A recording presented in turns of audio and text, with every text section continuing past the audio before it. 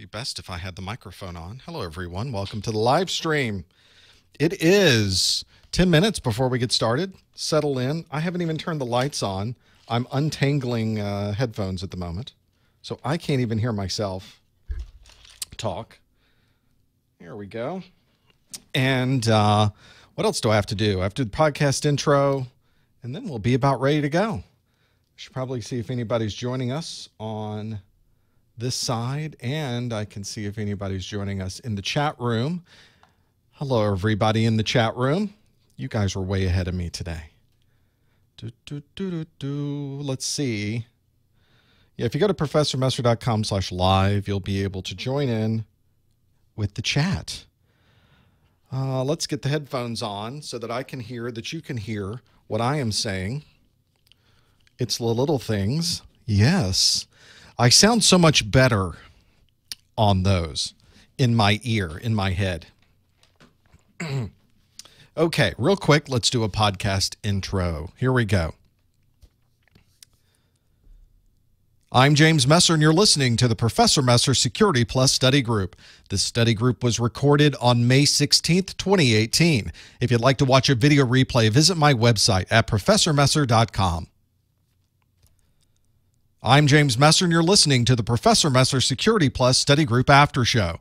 This after show was recorded on May 16th, 2018. If you'd like to watch a video replay, visit my website at professormesser.com. That is done. Boom. That can go away. Let's turn some lights on, because right now, this is me. I'm in the dark. The dirk. Let's get lights on. How do we do that? How does that work? We click a button on our screen. We go to a bookmark, which is my APU. Let's log in. Let's tell all outlets, because the only thing connected to this are the 4 lights. There are 4 lights, in case anybody's wondering. Oh, see, there's there in the background. Hey, it's almost like a real show. What else do we have to do? Oh, we need to change the website greeting so it takes people to the live page. Let's do that. Back to our bookmarks. Go to the front end of the website. See, somebody in the chat room, they get me with the 4 lights. I shouldn't have done that. Let's go back to our Socrative and go to a different bookmark. Changing the wrong thing. What is it with the, pardon me, with the voice? I need to get some of this singer's soothing, whatever they call it. Let's go to our settings. Let's change this promo bar, and let's modify it so that it says my Security Plus Study Group is right now. Click here to join us. And should go to live. And should reset cookie, and should save changes. And that's done. So let's, I think we're good. Let's get something in here.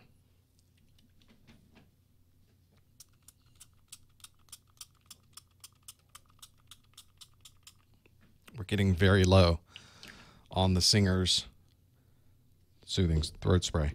Let's get our presentation going. That would be in Keynote right there. And do we get a green light? We do. So that's good.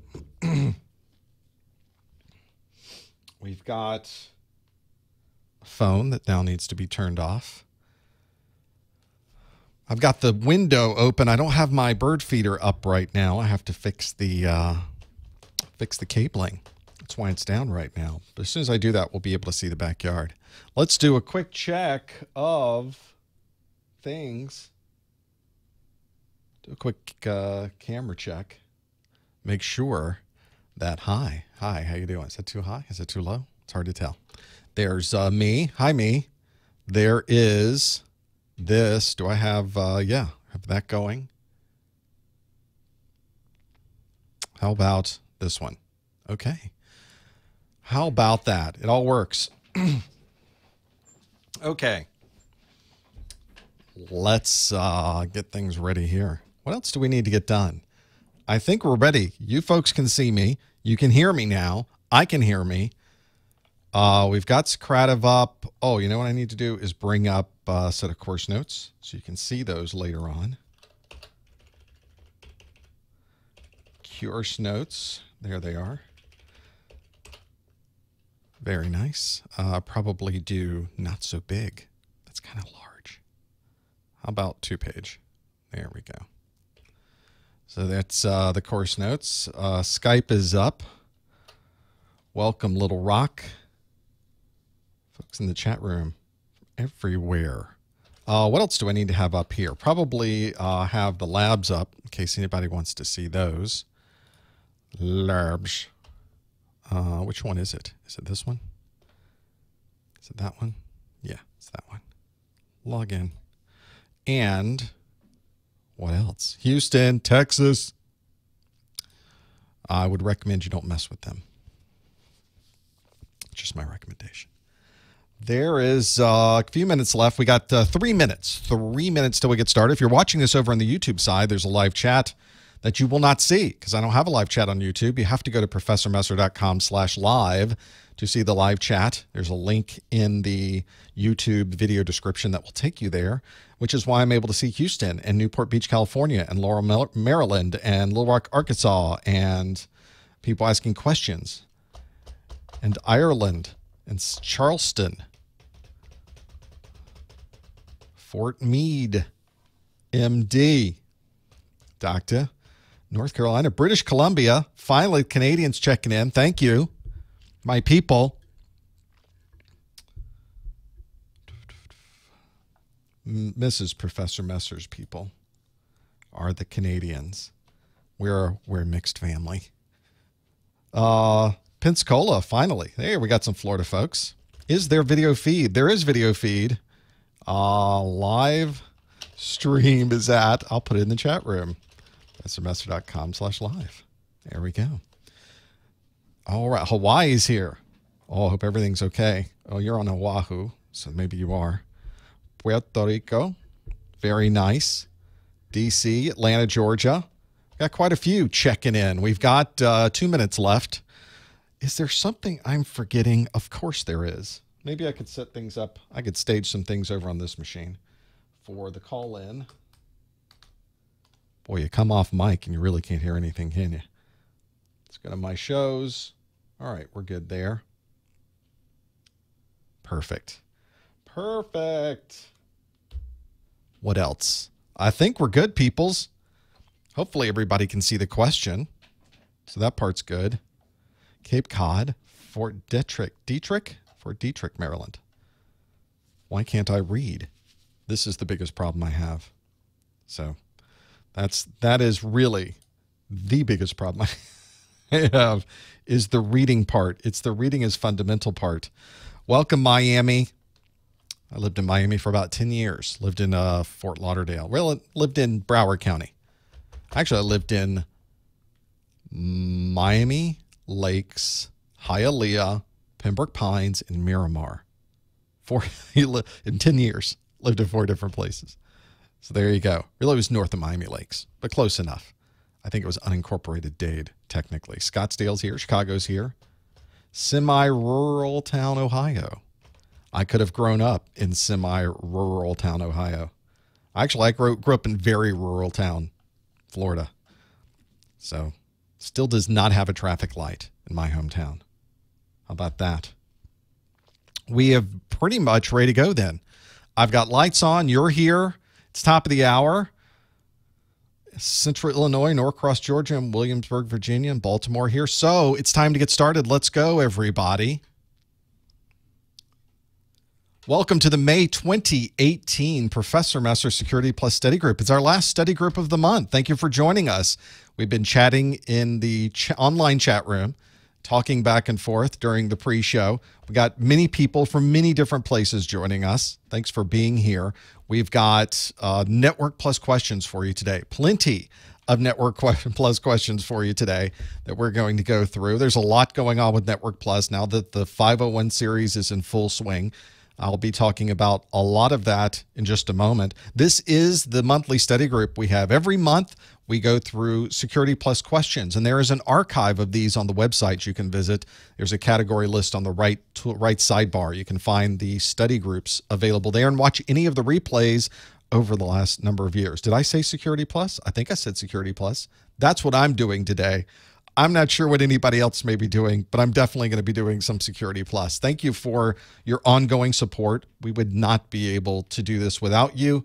Your ongoing support of our videos, our audio, our course notes, all of those things. So make sure that you're able to learn about those at professormesser.com/getsecplus. Of course, we are always on Twitter and YouTube and Facebook and Instagram. You type in professormesser.com/ the name of the social media thing you'd like to find me on. So professormesser.com/Instagram. We'll find me there, and YouTube and Twitter. And here's one you may not have thought of: vouchers. That's not a social media thing, is it? If you want to get a discount on your vouchers, don't pay full price for any of your CompTIA vouchers, go to professormesser.com/vouchers, and there's a discount code there. So there is that available. Make sure you take advantage of that. See, I said Network Plus. See, I'm not surprised. The things that are going on here in my mind. So we were talking in the chat room earlier today, like, what am I doing here? There's no new videos. Oh, there's plenty of work going on. Some of it's Network Plus, some of it's Security Plus, but trust me, everything today is Security Plus. Don't forget about my pop quiz questions that are online. I have some Network Plus, Security Plus, A Plus questions there. So you can find that at professormesser.com/popquiz. Kind of nice to have something free available to test. This is really an archive from the study groups.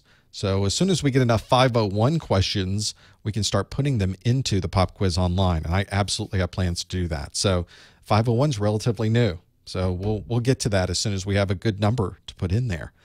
Yeah, the folks in the chat room are saying I need more coffee. I could not have more coffee right now. We have enough. We are coffeeed up. I got my Tim's right here.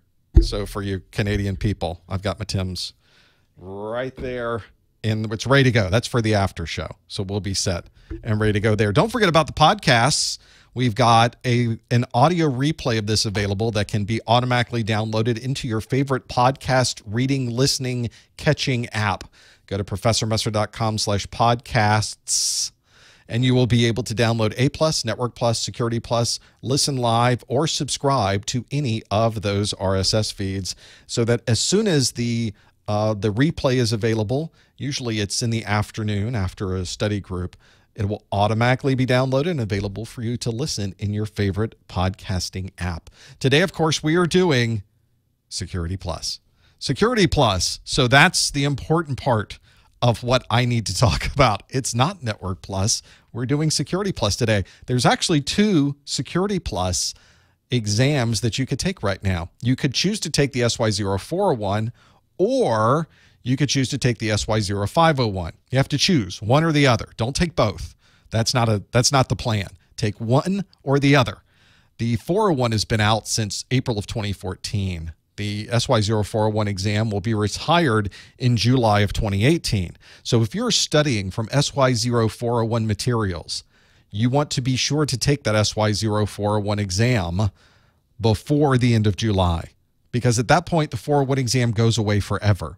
And the only choice you will have is to take the SY0-501 exam. That exam has been out since October the 4th of 2017, so it's relatively new.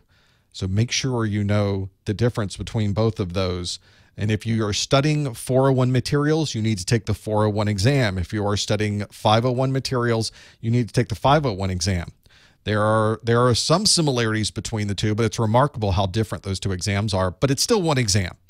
One exam, you've got 90 minutes. You could get a maximum of 90 questions. There might be fewer than 90 questions there. The passing score is a 750 on a range between 100 and 900. I don't understand either, but that's what it is. That's the way CompTIA likes to play those things. Mostly multiple choice, but you will get a mix of performance-based questions at the beginning of the exam. Performance-based questions could be anything but multiple choice. It might be a fill in the blank. It might be a matching. It might be copying or listing things in order from highest to lowest or lowest to highest. It can be quite a challenge. So the real question people are asking of me right now, which exam do I take? If you've already been studying for the 401, you've already spent months of your time invested in the 401, and you can get this 401 done by July 31st, that's the one you should take. If you are just starting down the road of Security Plus, I would highly recommend that you shift into the SY0-501 materials. Those will be around for 3 years, so there's no deadline that you're going to have to worry about. The important thing to remember here, they look very similar. The SY0-401 and the SY0-501, just one number difference, right? How different could these exams be? Turns out they are extremely different exams. I don't mean that they're sort of different, or I don't mean that they have been slightly updated. I mean there is a massive difference between these two exams.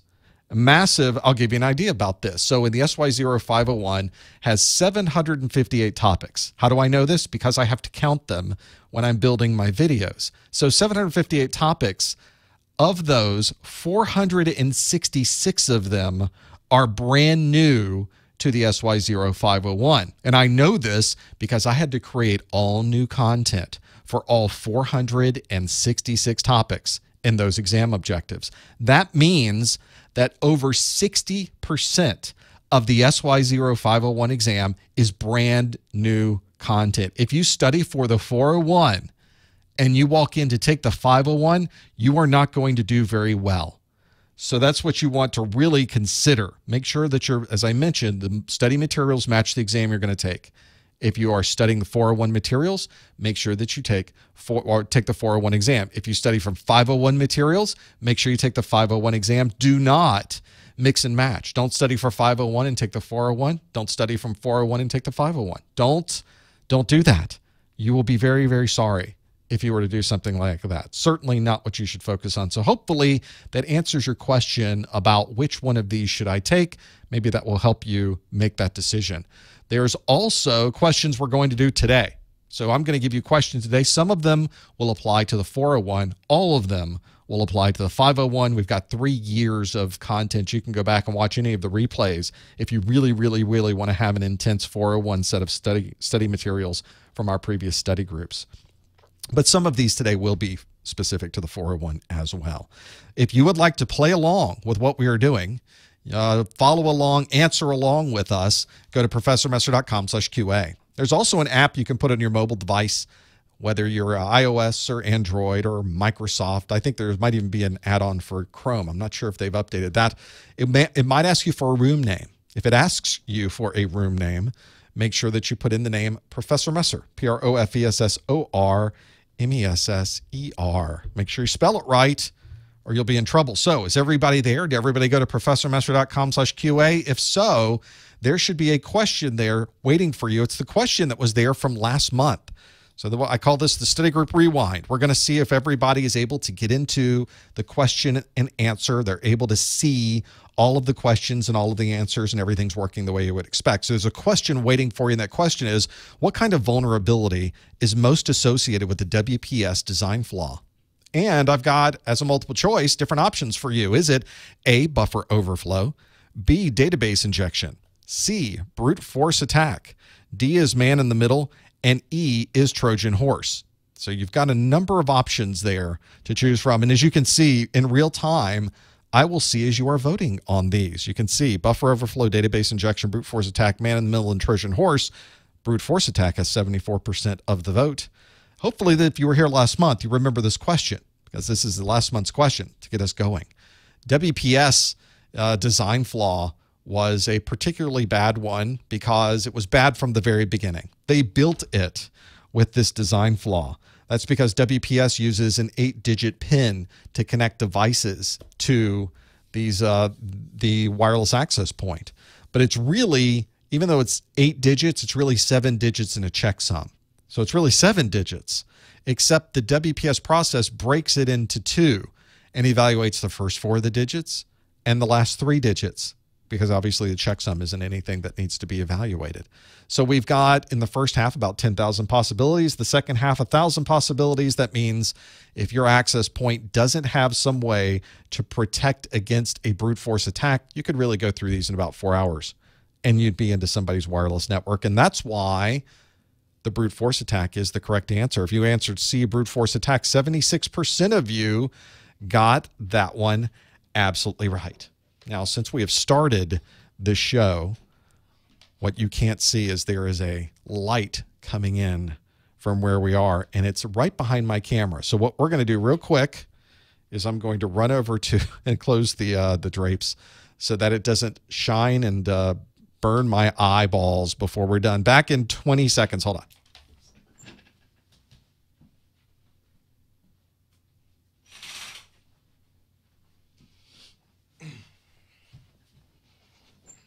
Oh, that helps my cornea so much. You don't even know.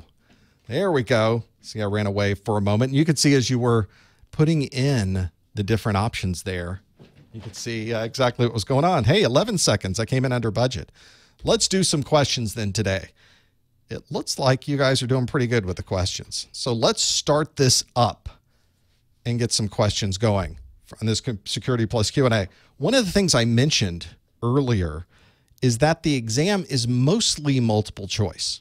And that's good because A, B, C, or D, sometimes an E and F, you got a pretty good chance of picking the right one, even if you're not exactly sure of the answer. But before you get into the multiple choice questions on the exam, you will be presented with a number, maybe a handful of performance-based questions. Performance-based questions are questions that are anything but multiple choice. They might be matching, they might be fill in the blank, they might be putting things in an order from highest to lowest or lowest to highest. They may be asking you to perform a function at a command line. So you are never quite sure what the form of the question is going to be. And whenever I do any of these study groups, one of the things that I do is present you with a performance-based question right out of the gate, just as if we were going into the exam. Now, some of you may recall on earlier study groups that I recommend, for me anyway, my strategy with performance-based questions is I skip them. They're first thing on the exam. I'm jumping into these very complex questions right away. That's not how I work. So I jump over the questions and I do all of the multiple choice questions, and then I come back to the performance-based questions. And as it turns out, some of the multiple choice questions will help jog my memory of things that I can use on the performance-based questions. CompTIA allows you to jump around to any question at any time on the exam. So you should take advantage of that if that fits into your test-taking style. And it certainly does for me. So today I have a matching question as our performance-based question. Online, this is going to be a fill-in-the-blank question. So make sure you listen in to this question because I've got all of these things here. You can't even, I've got so much on the screen, you can't even see it with all of the different pieces. So I'm going to hide myself for a moment.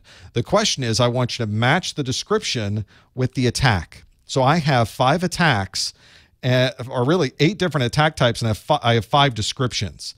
So you're going to have some that are left over. So it's a 1-to-1, and then you'll have some attack types that are left over at the end. So if you think they are in the right order now, the answer would be A1, B2, C3, D4, E5. And numbers 6, 7, and 8 just wouldn't be used. So this is very similar to things you might get on the exam. So let's first go through the attacks descriptions, and then we'll go through the attacks. So the attack descriptions are A, an attacker obtains bank account number and birth date by calling the victim. The attack B is an attacker modifies a legitimate DNS server to resolve the IP address of a malicious site. Attack C is that an attacker intercepts all communication between a client and a web server. Attack D is that multiple attackers overwhelm a web server. And attack E is that a virus alert appears in your browser from Microsoft with a phone number to call for support. Now, the different attacks are 1, shoulder surfing, 2 is hoax, 3 is vishing, 4 is man in the middle, 5 is spoofing, 6 is spear phishing, 7 is jamming, and 8 is DDoS. So you've got quite a selection of attacks. But remember, we're only using 5 of those. There will be 3 that are left over. So if you know what these matches would be, you would put these into the answers that are going by. Some of you are putting those answers in there right now, sort of hiding the shoulder surfing there as number 1. If you're trying to figure out, why can't I see everything else? Maybe it's better if you just don't see me. Is that better for everybody? It might be. That might be the whole secret to this entire study group, is to simply hide me the entire time. There would be some odd voice that does not have a body communicating to you. One of the things that you'll find is all of this information is in the exam objectives. In fact, this first set of them, I believe, is section 1.2, if I'm recalling properly, for these different attack types. So you should be able to match these things up. This could be a very valid type of question to get as a performance-based question. You just never know how this is going to be. Well, we've had a number of you that have put answers in, but a number of you are still Googling. Now stop with, don't Google. What are you doing? That you should pretend that we're sitting down and taking the exam right now. You should not be Googling. So let's see what I think the answers are in this one. Here we go. So here's some answers. We're going to match the attack types with those descriptions. So the first one was that an attacker obtains a bank account number and birth date by calling the victim. And I think that would be vishing, which is voice phishing. So it's over the phone. So of the different options you had, vishing would probably be the best one in that list. B was that an attacker modifies a legitimate DNS server to resolve the IP address of a malicious site, or at least I think it is. Let's see if that's correct. Yes, it is. That is B. So what would it be when an attacker modifies a legitimate DNS server to resolve the IP address of a malicious site? That would be spoofing. That would be pretty bad too. If a bad guy is able to get access to a DNS server and provide their own IP address for a server, that is a significantly bad thing to occur. So not something you want to have happen. So C is an attacker intercepts all communication between a client and a web server. That would be man in the middle, number 4. So we've got A3, B5, C4 so far. Man in the middle is definitely when someone is sitting in between monitoring and or changing any of the information going back and forth between 2 devices. D was that multiple attackers overwhelm a web server. Some of you are probably very familiar with this, especially if you've been trying to do any online gaming lately. A DDoS, a distributed denial of service attack. That's what that abbreviation stands for, and it's a bad one. Do not want that one. So D8 is the answer there. I think I sunk your battleship. I think that's what just happened. And E is that a virus alert appears in your browser from Microsoft with a phone number to call for support. Just pops up in your browser. That would be number 2, a hoax. That is a very common hoax these days. Something I always have to worry about my parents, seeing this popping up, them calling Microsoft, quote unquote Microsoft, it's not really Microsoft, and then giving them a credit card number. So they know to contact me first. You don't want that happening. Folks in the chat room are going, oh, B is a bad one, isn't it? B is an awfully bad one. An attacker modifying a legitimate DNS server to resolve the IP address of a malicious website. That happened to my bank's DNS server, my personal bank's DNS server. This was years ago. But yeah, it was a bad thing. Not what you want to have happening, which is why HTTPS and being able to do certificates and being able to match, all of those need to be done properly. Pretty important. Yeah, and in fact, you'll notice some of these could have other answers to go with it. Folks in the chat room are saying, well, couldn't B also be a DNS poisoning? It could be, but that wasn't one of your options, was it? All of the options available had none of them there. So that's why you really have to read on the exam all of the different options available and see what's there. So it's pretty important to think of what's available. In fact, many of the questions they will give you will ask you for the best answer, but what you think would be the obvious best answer isn't listed. And of course, there's not enough time to write in the exam to say the option you're thinking of is not available to you because of a thing that happened, so you have to choose from these others. That's the way you have to think about it, is that none of that is there. So well done with pulling those in and getting those answers. We had a number of people answer on that one. I obviously can't show the answers on that one because it's a fill in the blank. We don't have a way to summarize those. So let's do a question where we can do a summary. I've got a question for you where we can do exactly that. Here we go. We got a multiple choice. Now that your performance-based questions are over, we can do a multiple choice question. And here's your first multiple choice question of the day. You've been tasked with performing a pen test on a third-party network, and you've been given a folder labeled white box. Which of these would most likely be in this folder? Would it be A, a USB drive with pen testing software? Would it be B, a list of servers and a network diagram? Would it be C, a date and time schedule for the testing? Would it be D, a non-disclosure agreement? Or would it be E, the results from the last pen test? Let's go through that again, shall we? You've been tasked with performing a pen test on a third-party network, and you've been given a folder labeled white box. Which of these would most likely be in the folder? Would it be A, a USB drive with the pen testing software, B, a list of servers and a network diagram, C, a date and time schedule for the testing, D, a non-disclosure agreement, and E, the results from the last pen test? Make sure if you know the answer, you go to ProfessorMesser.com/QA. You don't want to put information into the chat room. That would be a bad place to go for that. So make sure, if you don't know what in the world I'm talking about, then you should absolutely work on figuring out what these different items are. Very often on the exam, you'll be presented with some type of name or technology or thing that you've never seen before. So make sure that you go through and understand what all of these terms are. They're not very commonly going to ask you what the definition of something is. They are almost always going to ask you how you would use those things. And this is a very good example of that, of how you would use those things. So we've got a number of answers that have come in. Let's see how we've done so far. Let's click the button. 76% of you say it's B, a list of servers and a network diagram. 11% said a non-disclosure agreement. You've got 6%, a tie for third, really, with A, a USB drive with the pen testing software, and E, the results from the last pen test. And 4% of you coming in last would said C, a date and time schedule for the testing. Well, obviously, the important term in here was white box. We have to know what a white box is going to do for us. So the real question when you're going into these tests where you're doing a penetration test is sometimes you have no idea what network is in front of you. Sometimes you have a very good idea of what's in front of you. And the type of test that gives you information has these particular terms associated with it. For instance, a black box test means that the pen tester knows nothing about what they're getting into. That you're completely blind. You have no information about the network infrastructure. You don't understand the servers. You don't know what operating systems are involved. They simply place you onto a network and say, go. And it's up to you as the pen tester to find what's out there, identify it, and then perform additional testing.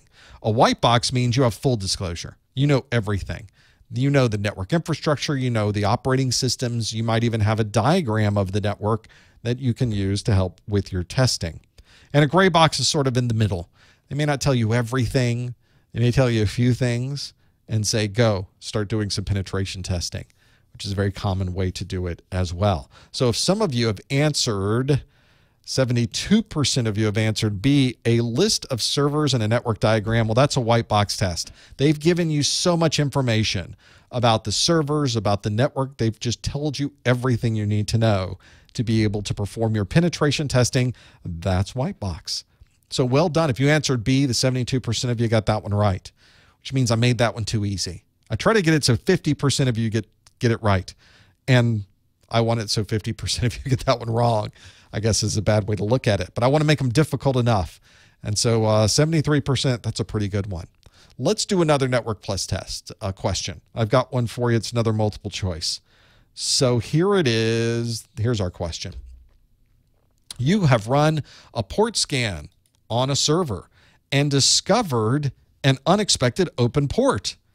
Which of these would be the best way to find more information about the port?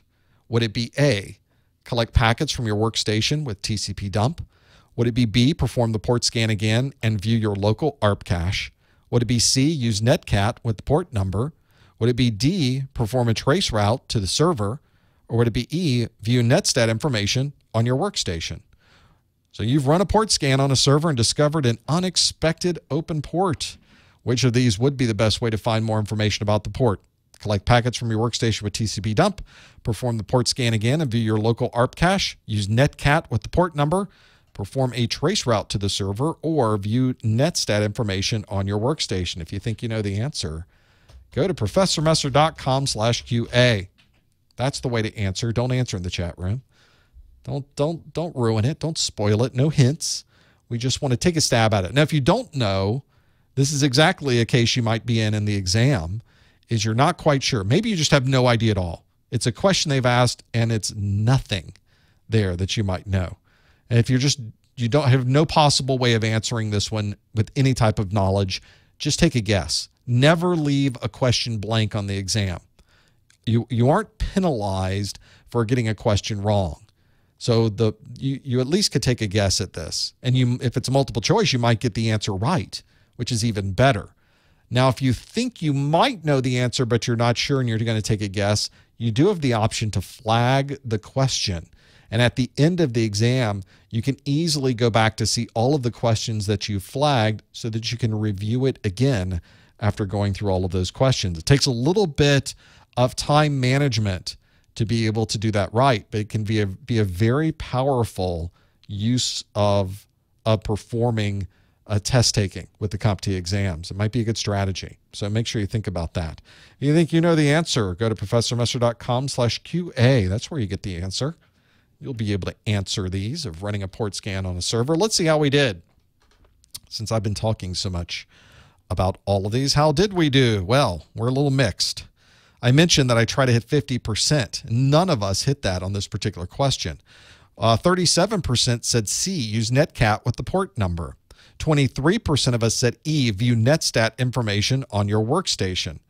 And it's kind of a tie for third with A, collect packets from your workstation with TCP dump, and B, perform the port scan again and view your local ARP cache. And then coming in last would be D, perform a trace route to the server.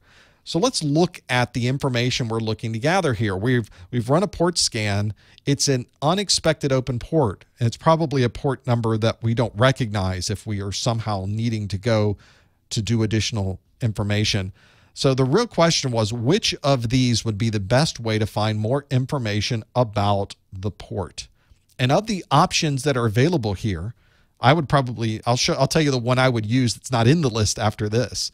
But the only one in this list that could possibly tell you more information about the port would be netcat. Netcat is the right answer on this one. Netcat allows you to effectively send information over the network and receive information back over the network.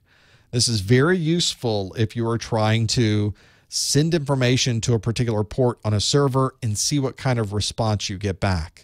Because you don't know what port number this is, you aren't sure what application you should be using to be able to take advantage of that. You can listen on a port number, you can transfer data, you can scan ports and send data to a particular port. Netcat is a very functional little utility to have available. So this is a good way if you want to send information to a device and you may suddenly have a prompt available on that machine if you're trying to hunt down a backdoor and find those different pieces of what may be running on that server. So it becomes kind of handy. There are other options available. For example, on other operating systems, you may see this as NCAT, which is what I have on Mac OS X, is NCAT. But there are a couple of ways that you will be able to take advantage or find out more information about that port. Let's first go through the other options. So if you did answer C, 36% of you said use netcat with the port number. That was the right answer. Now, why wouldn't it be A, collect packets from your workstation with TCP dump? Well, that's because TCP dump is just going to show you the process of you finding the port. It's not going to tell you anything about what's happening with that application on that server. You have to query the app to be able to do that, and simply collecting packets from your workstation don't do anything to be able to provide more information about the port. B was perform a port scan again and view your local ARP cache. which doesn't help you with understanding what's going on with that port either. That's simply a way to determine what the MAC address of that device might be, or if this device is on a different subnet, you're going to have the MAC address of your local default gateway. Perform a trace route to the server only tells you what hops you would go through to get to that device, tells you nothing about that port number on the device. And viewing netstat information on your workstation assumes that you have some type of connection to that port number to be able to send some type of meaningful traffic. And even then, it's only going to tell you that information was transferred, not what kind of information was transferred. So that's why in this case, the only viable option would be use netcat with the port number. Now, very commonly, I will use telnet. If telnet's available in the operating system that you're using, you could telnet to a port number to send information in the clear back and forth to maybe query that application and try to get something sent back to you, an error message, a banner, something associated with that application would be a good way to do it. Or since you were already using a port scanner, I bet you were using NMAP. You could use NMAP with the service scan, which is really the way I'd probably do it. And when you service scan with NMAP, it will go out to the device, query the open port, and run through a series of packets that will hopefully have that application send information back to NMAP, and NMAP will tell you what service is running. In some cases, it will even tell you what version of service is running on that device. Incredibly powerful utility. If you're not familiar with NMAP and you're going to plan to do anything in security, NMAP is an amazing utility to have available. It is your Swiss Army knife, port scanning, and much more. People think it's just a port scanner. It's way much more than port scanning. Yep, NMAP, people in the chat room like, where's the NMAP? That's what you should be doing. Be very easy. It's a service scan, dash lowercase s, uppercase s, I think. In NMAP, if I recall properly. It's the way to do it. There's all these different commands you have to know for the exam, though. Tons of information you need to know for the exam, and that's why I've taken every bit of information from every video and put it into these course notes. So every page, every graphic, every slide text, everything that I have in the videos, I have put in these Security Plus course notes. They are 94 pages in length. These are significant notes. This is probably more notes than you could ever take by yourself. But it's effectively a set of notes that you can use once you've watched the videos, you've read your book. You need some way to get a summary of what was in all of those exam objectives. This is the way to do it. There's everything in here. I've got the course notes on my screen here. Show you what these look like. Here they are.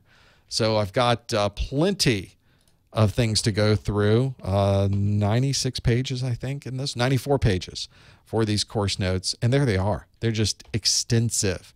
So every graphic, every display, there's DNS amplification right here on the page. All available in these course notes. And only 20 bucks. Every dollar you spend on these course notes goes back to keeping the website going. So this is, people have said, I want to donate to the site. I said, I don't accept donations. I want you to get something for your money, and this is the way you do it with these course notes. These $20 for the digital version. I also have a physical version of the course notes. There they are. See how great that looks without my head in the way? So it's the same course notes. There's nothing special or new about this. They're just in a physical form. Mrs. Professor Messer said that I have to have a physical book on these things because she likes reading it from a physical book. I said, nobody's going to want to pay extra money to get a physical book. Turns out a lot of people like having a physical book. So as usual, Mrs. Professor Messer is always right.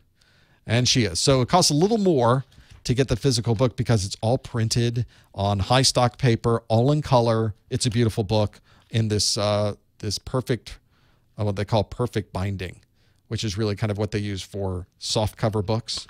So it's very nicely done. So says Mrs. Professor Messer. So hopefully you'll think the same.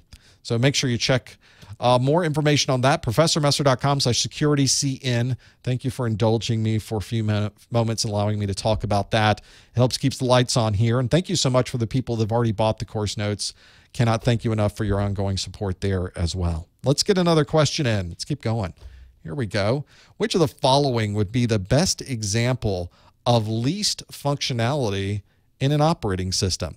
Which of the following would be the best example of least functionality in an operating system? Would it be A, a user is assigned to a group associated with their department? Would it be B, all USB interfaces are administratively disabled? Would it be C, OS updates must be approved by the IT group? Would it be D, an antivirus scan is scheduled to run each evening? Or would it be E, the computer screen will lock after 5 minutes of non-use? All of these things are security-related things that you could do with an operating system, but which one of them would be the best example of least functionality in an operating system? Is it that a user is assigned to a group associated with their department? Is it that all USB interfaces are administratively disabled? Is it that OS updates must be approved by the IT group? Is it that an antivirus scan is scheduled to run each evening? Or is it that the computer screen will lock after 5 minutes of non-use? If you think you know the answer, go to professormesser.com/QA. You can answer this. Find out more about what you think this might be. No hints in the chat room, no answers in the chat room. We're all going to try to figure this one out together. A number of you, I think, know this one, or at least you think you know it because you are answering these questions very quickly. That's how I know there's not a lot of Googling going on. When the Googling is going on, I get a lot more answers coming in slower. It starts off and I'm wondering if nobody's heard the answers because nobody's answering. Usually when I have a definition that's in there. This one doesn't have quite the Googleable question, does it? Because all of these things are applications. If you know what least functionality is, you still can't answer this one yet. You still have to apply all of these things to the concept of least functionality. And by the way, that's exactly what the exam is going to do to you as well. It's going to really see if you can apply these technologies to the different answers that are available. So make sure you know about that. Let's see how we did with least functionality. We've hit that 100 people answering mark. And you can see that 45% of you answered B, all USB interfaces are administratively disabled. 22% of you answered that a user is assigned to a group associated with their department. It's kind of a tie for third between C, OS updates must be approved by the IT group, and E, the computer screen will lock after 5 minutes of non-use. And only 4% of you said D, an antivirus scan is scheduled to run each evening. So which one of these would it be? We're a little torn on this one. We don't have a majority. So let's talk about least functionality. Least functionality means that we are going to limit what somebody is able to do in an operating system to only allow them what they need access to perform their job function and nothing else. You want to really focus in on what this person really needs to be able to do their job, and they don't have access to anything else in the operating system. It's the least amount of functionality that somebody can have available. This is a scenario where, for example, if someone is in shipping and receiving, they should have a completely different set of rights and permissions than somebody who is in the IT development department. And all of those should have a completely different set of operating system permissions than perhaps a kiosk that is wide open in your lobby. So they should have very different functionalities, and you want to make sure that each one of these would have the least amount of functionality for the particular jobs that they are doing. This means that you may have to make a lot of configuration changes in an operating system. You may have to disable the installation of new printers or applications.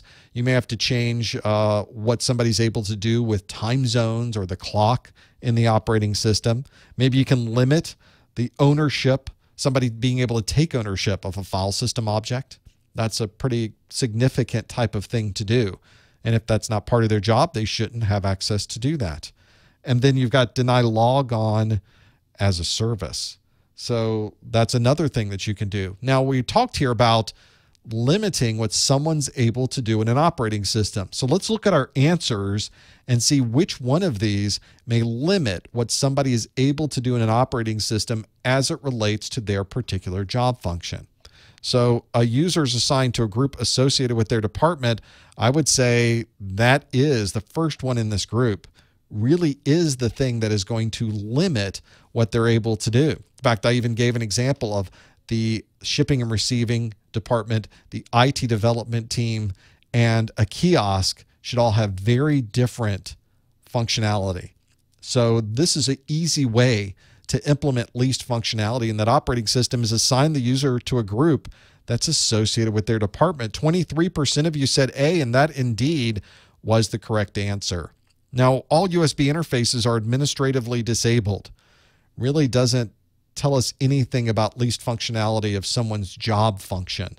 It really is just disabling something in the operating system, but it doesn't actually point back to least functionality, which is very dependent on what someone's job happens to be. OS updates must be approved by the IT group. Again, it's restricting what the operating system is able to do.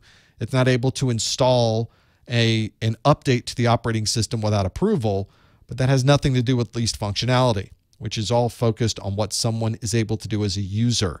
That's really more of ongoing administration and proper use of that operating system.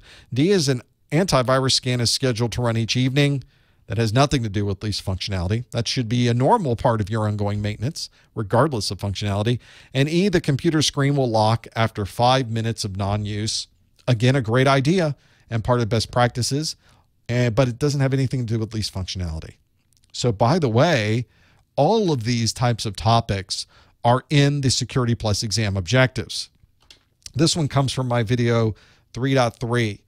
Which is operating system security. This topic of least functionality is also covered on the SY0-401 as well as the 501.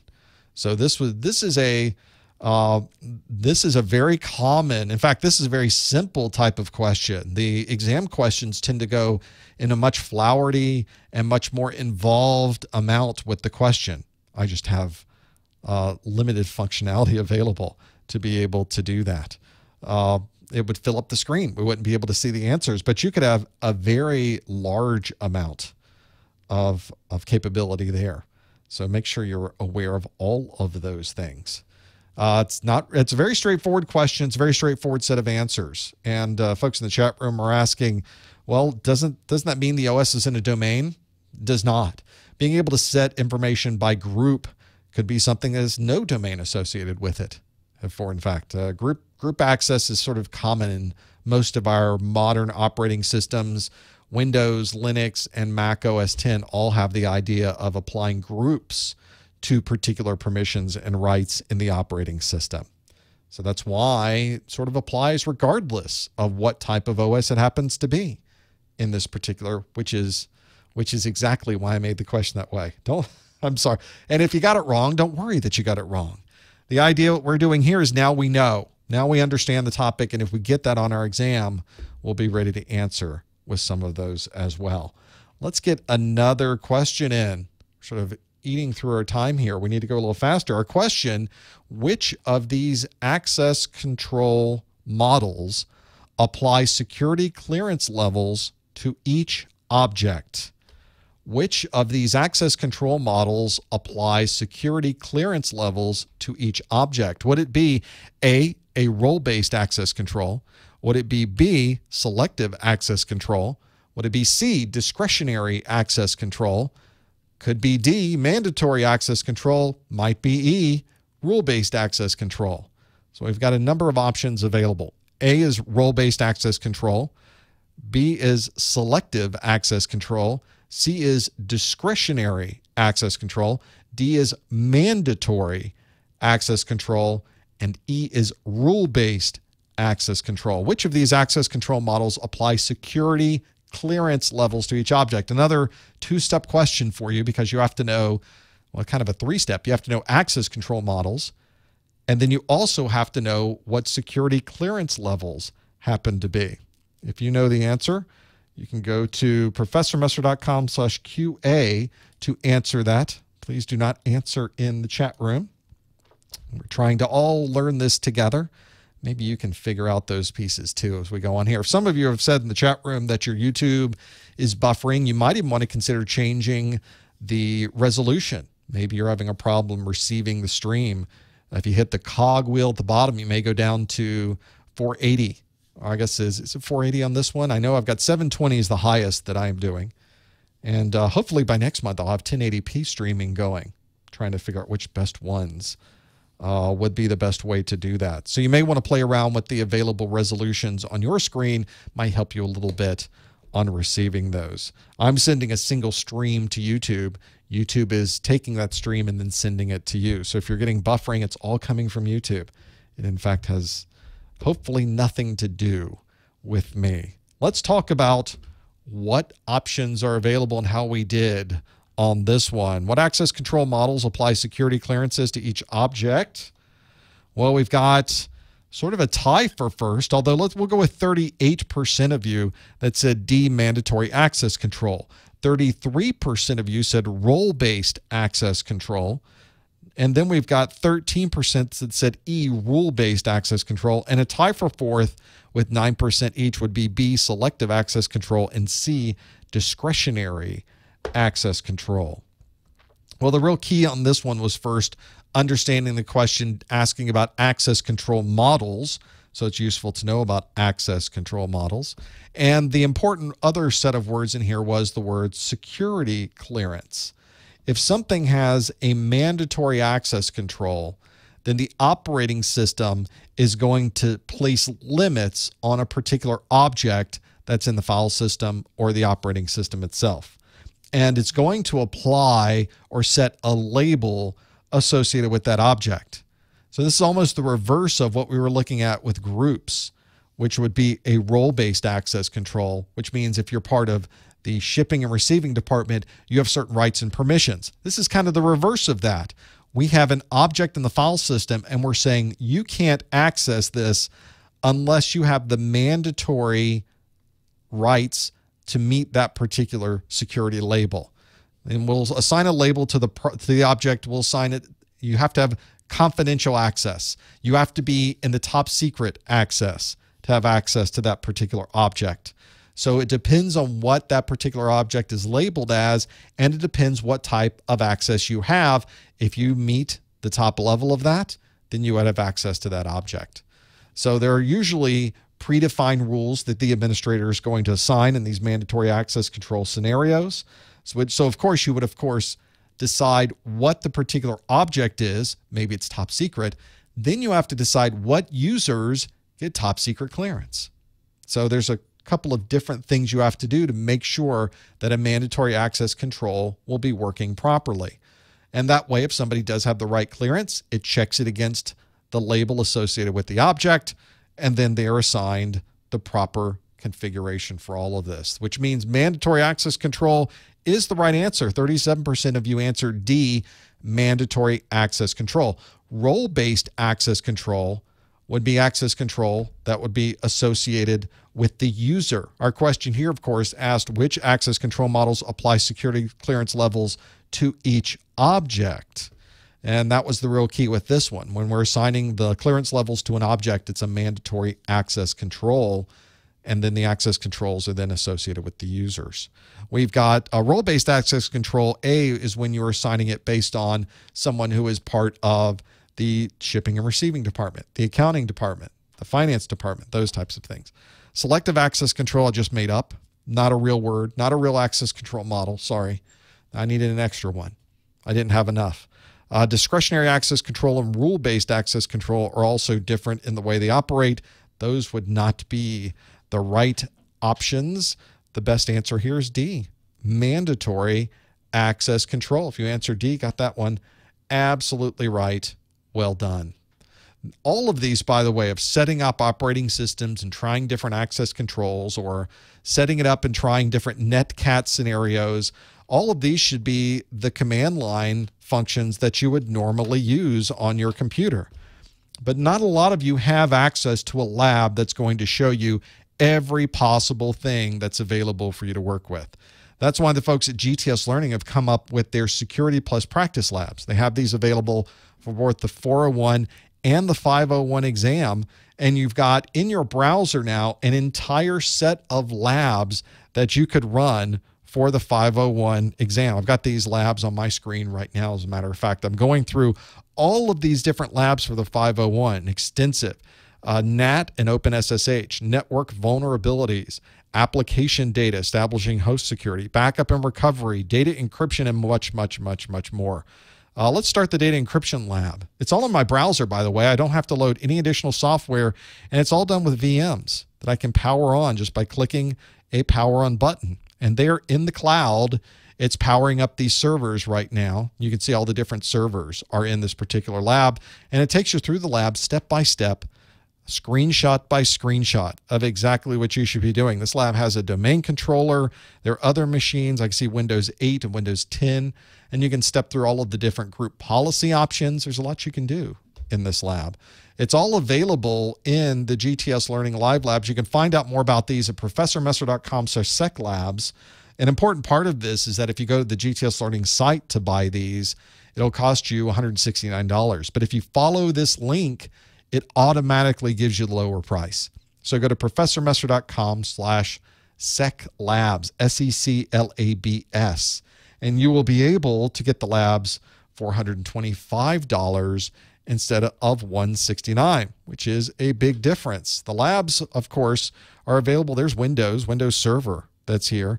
And because it's a remote desktop type scenario, you've got options to click in. It's pretty fast, like being right in front of a server. And of course, you've got other servers in here that you can work with. I've got other machines in all of this, like a Windows 10, a Windows 8. There's the Windows 10 machine that's booting up and giving me the connection. So all of these are available just to click through as if I had all of these machines sitting in front of me, and I can easily click through and run these. These are also not on a rail. They don't make you do the first thing first and the second thing second and the third thing third. These are full-blown virtual machines. So even if you're not following the lab to the letter, you can try different things and see what's there. So, did they lower even the price even further? The folks at GTS Learning are too good to me. You can follow that link, professormesser.com/seclabs. I think that takes you to the 501 labs. I have links in professormesser.com/live, and in the pull-down menu for Security Plus has the details there. So you can find all of the details for the Sec Labs. And my thanks to GTS Learning for their ongoing support of professormesser.com. Let's do another question. Of course, we need to get another question in before we run out of time. Question is, which of these backup types, see if I can get to the question myself. I have to click the right thing. Which of these backup types, if I can click, there we go, has the highest backup time, but the lowest time to restore? Which of these backup types has the highest backup time, but the lowest time to restore? Would it be A, incremental, B, secondary, D, differential, D, primary, or E, full? Did I even say the right letters on that one? A is incremental, B is secondary, C is differential, D is primary, and E is full. Which of these backup types has the highest backup time but the lowest time to restore? If you think you know the answer, go to professormesser.com/QA. This is not a trick question. Does it feel like a trick question? It's not. It's absolutely a very straightforward question. Are there trick answers? I don't know. Maybe. I guess all answers are trick answers, really, until you get it right. Then they're not trick answers anymore. So that's one of those things you can work through whenever you're trying to figure out the details. What are we doing with this? How does this work? How is that other thing going to operate? You have to step through all of those. If you think you know the answer, go to professormesser.com/QA. Please, no hints in the chat room, no answers in the chat room. We're going to pretend we're sitting in front of the exam and we're taking this. I'm going to click and see how we're doing with this one, by the way. Yeah, you can't change your answer. Once you lock it in, you are locked in solid, which is different than the exam, of course. You can change any of your answers at any time for any question up until the point you hit the submit button for the entire exam. So that can be a good thing, or it cannot be a good thing. If you are someone like me that tries to quickly go through the exam, sometimes I don't read things properly, and then I get the answer completely wrong because I misread the question. Sometimes going back through and rereading every question, I try to do this on every exam I take, is reread every single question and reread every single answer, even if I think I know I got it 100% right, because sometimes I will catch myself in saying, oh, that said not. That said something completely different than I thought it said. So you will, of course, want to go through and read through all of those. But you can read through and change all of your answers until you hit the submit button. So make sure that you go through that process to know what all of those might be. Let's see how we did with this one in answering these backup type question. Let's see how we did. Which one of these would be the highest backup time but lowest time to restore? 56% of you said E full. 24% of you said C differential. 17% of you said A incremental. 3% said D primary, and 0% said B secondary. Well, that's because there is no primary or secondary backup types. They are all, in this case, going to be either full, incremental, or differential. Of all of these available backup types, a full backup type obviously is going to back up everything on a machine. Every file, every directory, everything. That's why it's full. It's a full backup time. But if you're going to have a lot of data in your system, this takes a long time relative to the other backup types because you have to back up every single thing on your computer. When you're ready to restore it, though, you've got this one set of backup tapes. You plug in, and it goes through and does the restoration. You don't have to gather backup tapes from any other day or any other week. You don't have to find the last one or the last series of tapes available. You just have to have the whole backup set and you're finished. If it's an incremental backup type, then you're going to very quickly be able to back these up once you have a full update. But you do have to have every tape set available going back to the original full backup, which could take some time on the restore. And sort of a medium of the road, a moderate is the differential, where you perform a full backup, and then every backup after that just backs up everything that's changed since the full backup. So every day after that, the backup's probably getting a little bit bigger. But this means when you need to restore, you need the full backup and you need just the last one available. And that's why it's a moderate backup to have that there. So if you did answer, in this case, full backup E, that is the right answer. 57% of you got that one absolutely right. And if you're someone who is watching this video for continuing education credit, not a lot of people doing that these days because it's so easy to get all the CEUs with that one-time function on the CompTIA website. But if you are collecting CEUs, I'd love to give you an hour of webinar CEU just for watching this either live or watching it on a replay. To earn the CEU, you have to follow these instructions and make sure you follow these instructions to the letter or you won't be able to receive your CEU. You have to specify when you go to the top or the bottom of the website and click the Contact Us link. In that form, you have to specify your name. Make sure you get your name in there because I put it on the digital certificate. Make sure you put your email address so that I can send it back to you. Some people will put asterisks in the email address in an effort to hide the email address from me and sort of defeats the purpose. I can't email you back. But your email address is very secure. You have protected your email address. You've got also another option in there. You want to be sure to put in the text of the message somewhere in there, say that this is the May 2018 Security Plus Study Group, and somewhere in there put the word full. We'll use the right answer for this question. Full, F-U-L-L. And you can put anything else in there as well. It's just me reading through these. I usually update these every week and send them out. So you can put whatever you'd like in there. I'll be able to read it. I can't say that I can respond to everybody, but if there are other things you need me to respond to, you can always at any time throughout the month go to the top or the bottom of the website, click Contact Us. It comes directly to me. So that's one of the best things you can do to be able to get your hands on an answer from me. I try to get back with everybody that sends me a note that way. All of the questions from today came directly from the CompTIA exam objectives. Make sure if you have not downloaded a copy of these exam objectives that you do so immediately. This is the best study material you can have, and it's free from CompTIA. It tells you every single topic that you could possibly be tested on for the exam. So when people come to me with a week left on their exam, they say, I've got a week. What do I study? I say, you go to the exam objectives and you scratch through everything you know and you circle everything you don't, and everything you circled is what you need to study for the next week. That is one of the best things you can do. This is a dramatically different than any other certifying authority. Microsoft doesn't do this. Cisco doesn't do this. VMware doesn't do this. Nobody else does this. So take advantage of it. They're telling you exactly what you need to know on your exam. Make sure that you go through and understand everything that's there. I do one of these study groups every month. So if you are planning to come back next month and watch the study group, the next one is actually later on the month, the 27th of June.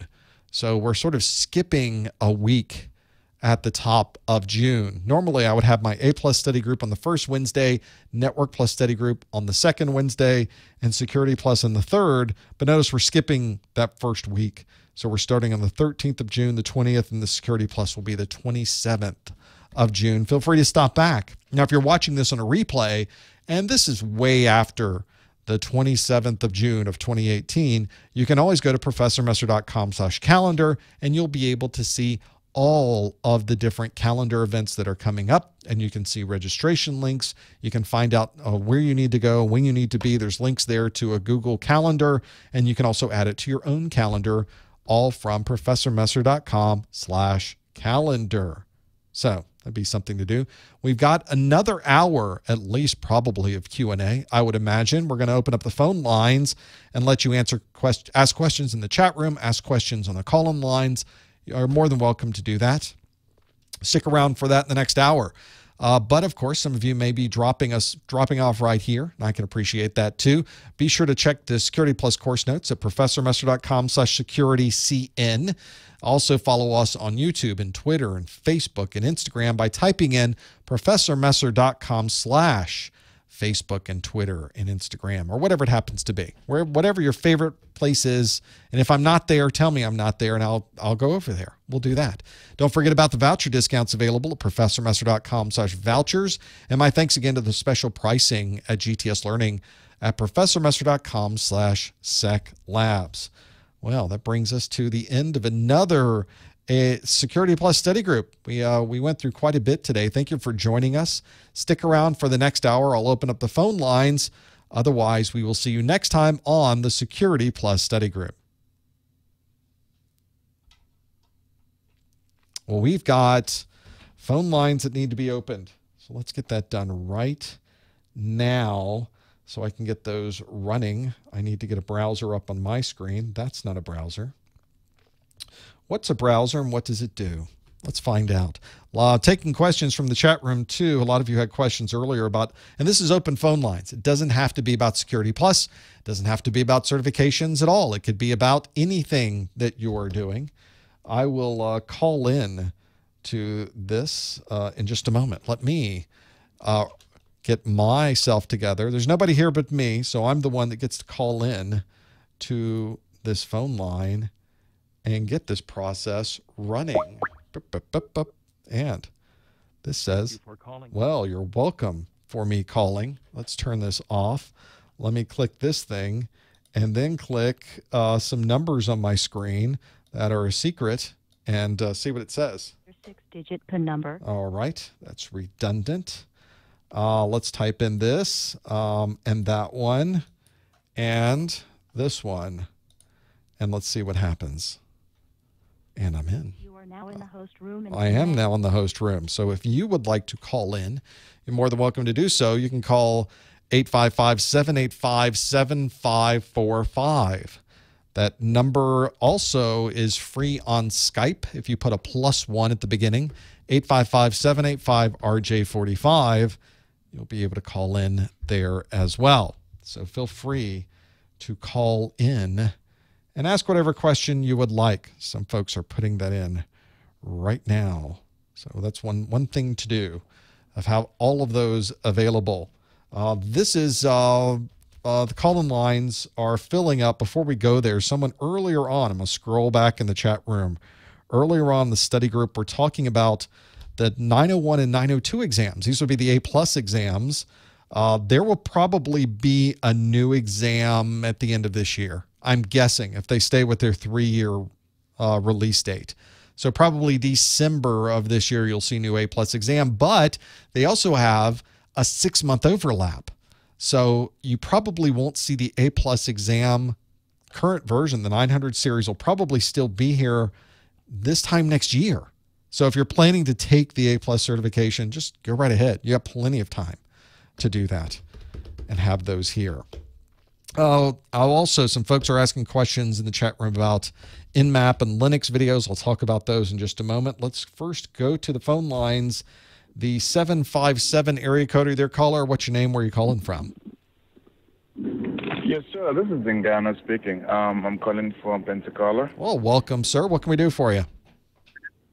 Yes, so I have taken the test twice, and so I so-called do not really have a problem that much with the material because your material is very explicit, like pretty much it kind of covers everything. It's more about like how to approach the questions. For instance, there's a certain question that it talks about. So it talks about like it's kind of like privileges. I think an administrator had. I think he had logged out of his account. I'm kind of paraphrasing right now. He had logged out of his account, so he was trying to log back into account. The answer choices were... One of the things that, well, I want to be very, very careful of is, of course, on the exam, you have a sort of a non-disclosure that you sign. A candidate agreement is what they call it. So we can't give specifics about the exam, but we could certainly ask very broad questions about security plus objectives, for example. So is there a particular exam objectives that you ran into? Because it's like everybody was divided between user account. Well, that's one of those things, I guess. So I guess that's sort of the idea is that I want to bring up is that we can't talk about exam content because you'd be violating your candidate agreement. So you're welcome to call back, though, if you have a topic or a concept or something that's listed on the Security Plus exam objectives. I would be more than happy to go through that with you. Feel free to do that. In the chat room, people were asking about Security Plus and Network Plus exam objective. No, they were asking about Linux Plus and NMAP videos. All of those are outdated, badly outdated at this point. They're many, many years old. To have those there. So we can't do anything with the Linux videos are just so outdated that a lot of the concepts that are in the videos don't even apply to the latest distributions. They've changed dramatically on that. So the Linux Plus probably not something I'd recommend. There were actually only a few videos and they were specific to the older version of the exam. So they really don't apply anymore. NMAP's sort of the same scenario. The NMAP videos are still out on my website. There may be links there. There may not be. You can certainly find them on YouTube under my channel. But again, they're very outdated. So I don't have those videos available on my website because I just don't feel I would be pointing people to information that would be very good. Now, other folks were asking if I was going to update those videos. I don't currently have plans to update the NMAP videos or the Linux Plus videos for numerous, sundry, crazy, stupid reasons. But it's not beyond the realm of possibility. It's on a list, but it's just a very long list, and I don't think I'll ever ultimately get to those to have those there. Folks in the chat room also asking, I have Cisco ICND1 course notes available. Am I planning to have ICND2? I'd love to make some ICND2 course notes available. There's a lot going on here right now. We're finishing up Network Plus.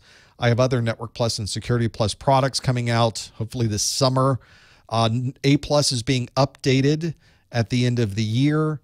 So probably after that would be something else, quote unquote. Something else will be happening at that point because I'll run out of things to do, right? So something else will be happening there. I just don't know what that is yet to tell you what that is. So hopefully that's an idea. Let's go back to that caller. You had questions about things on the exam. We obviously can't talk about very specific exam questions, but do you have a question about a topic or an exam objective that you were trying to work through? Oh yeah. So it's okay. An exam objective. So one of the big things I have about is one of the big problems I have is distinguishing the various types of attacks. You know, like Sure. between, let's say, like the various types of distributed. So I have a problem with like backdoor and man-in-the-middle attack type. They all tend to blend together after a while, and some of the attack types are often used in conjunction with each other to finally take advantage of the attack type. A good example is the man-in-the-middle video that I have. I use ARP spoofing to be able to become the man in the middle. It's almost like it's two attacks in one.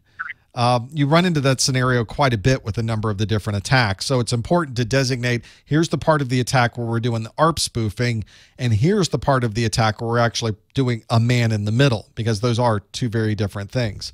One of the things I recommend that you do is perform some of these attacks. I try to demonstrate a number of these attacks in my videos, but you could do them yourself, and you can play around with things like ARP spoofing, or you can play around with man in the middle and try those out, because the utilities I use are utilities that are available to download that anybody could run. I don't use anything that's something that would cost you money or something that's a commercial product. I use things that you yourself could set up your own lab and do. And I highly recommend that you either use a lab yourself and get hands-on, or do some hands-on with the third-party labs. There's plenty of different labs out there. I mentioned one earlier that you could use from the folks at GTS Learning, but there's other labs out there. I think for the Security Plus especially, getting more hands-on is really a critical part of the exam, probably more critical than A+ or Network Plus in many ways. Okay.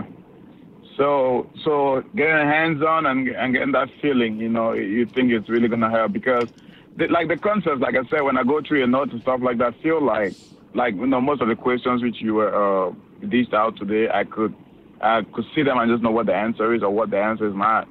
So I think I get the concepts for the most part, but I've just been struggling with, just trying to, because, like some of the concepts kind of like tie in, and then it's like trying to figure out how to distinguish them in an exam. Like when they give you the various types of attacks, you have to figure out, is it a backdoor? Is it, a Trojan? Is it a bot? Or so right. That's kind of like a big thing that's been throwing me off, in the exam. It's almost, you've almost described exactly my thought process when I was putting together the study group for today, because that first performance-based question was one all about attacks. Here's the description of what's happening in the attack. Okay, what attack type is that? You could almost try to build out your own list for every single attack that happens to be in there. Another thing you may want to consider doing is these types of attacks are occurring every week. We have news stories coming out with SQL injections, buffer overflows, people hacking into accounts with brute force. All of these things are happening all the time. So make sure you stay up to date on the latest news in the security area. That might help you also put some of these things in perspective as well. Okay. All right, sir. I really appreciate your help. And again, I can't thank you enough for all the great work you're doing. I'm going to go back now and try to see if I can, put in more context and try to see if I can distinguish between these tags, because that's kind of been my biggest problem so far, distinguishing them in the exam. And because sometimes they kind of look all the same. So I think I'll really go in there and try to see if I can distinguish them now. And I think you've given folks some very good tips on things to study for their exam as well. I appreciate your call. All right, so thank you very much. Have a wonderful day. You too. That is a very good thing to study for exam and know the details of those. So make sure that you do that. Folks in the chat room mentioning that professormaster.com/seclabs does take you actually to live labs. When you buy the live labs from GTS Learning, they throw in their ebook and their questions and answers. So it just comes with it. Kind of a nice bundle that they put in there. If they sold the live labs by themselves, it would still be the same price. So they just sort of add more things to it. Other folks in the chat room, we'll go to the phones in just a moment. I see the folks holding. Thank you. Asking, what are my thoughts on the Cert Master material? Are the questions very close to what will be on the exam? I have no idea. I've never looked at the Cert Master material myself. Not familiar with it. I've spent exactly 0 minutes looking at the Cert Master, so I'm not really a very good, accurate at all. I have no information at all as to what's on there. So sorry. Some folks in the chat room saying they are not. I'm not a good person to ask. I've just never reviewed it, looked at it, figured it out, all those things. So that's one of those challenges. It's kind of a problem finding the right balance of Q&A, isn't there? Because the exam is a very specific set of, it has a specific cadence to it, has a specific voice to it. And it's difficult to find questions that are very good associated with that. So make sure you go through all of those and figure out the details of what might be there. Let's go back to the phones. Let's go to the 256 area code. Are you there, caller? What's your name? Where are you calling from? I'm Jim. I'm calling from Huntsville, Alabama. Well, it's a great name, Jim. I got to tell you. What can we do for you today? So I've got a couple of questions. One is, would you ever consider a CISSP course? I have considered it. It is on a list somewhere, but it's way down the list. It has such a very specific group of people that would use it that whenever I start going through what do I do next, I'm trying to find the things that can not only help the most number of people at a time, but also don't have any type of competition. I want to minimize the amount of there's a whole bunch of things that I go through when I'm trying to decide what the next thing is going to be. And although CISSP is in my wheelhouse, that's what I was doing, was IT security prior to doing this full time. It just has not quite hit the sweet spot for me yet. So I'd have to say kind of a qualified no at the moment, although anything can happen, I guess. Cool. So you've also mentioned about on the performance-based questions, they have the option to drop us into a terminal. Can you elaborate any more on the terminal type of performance-based questions without violating that NDA?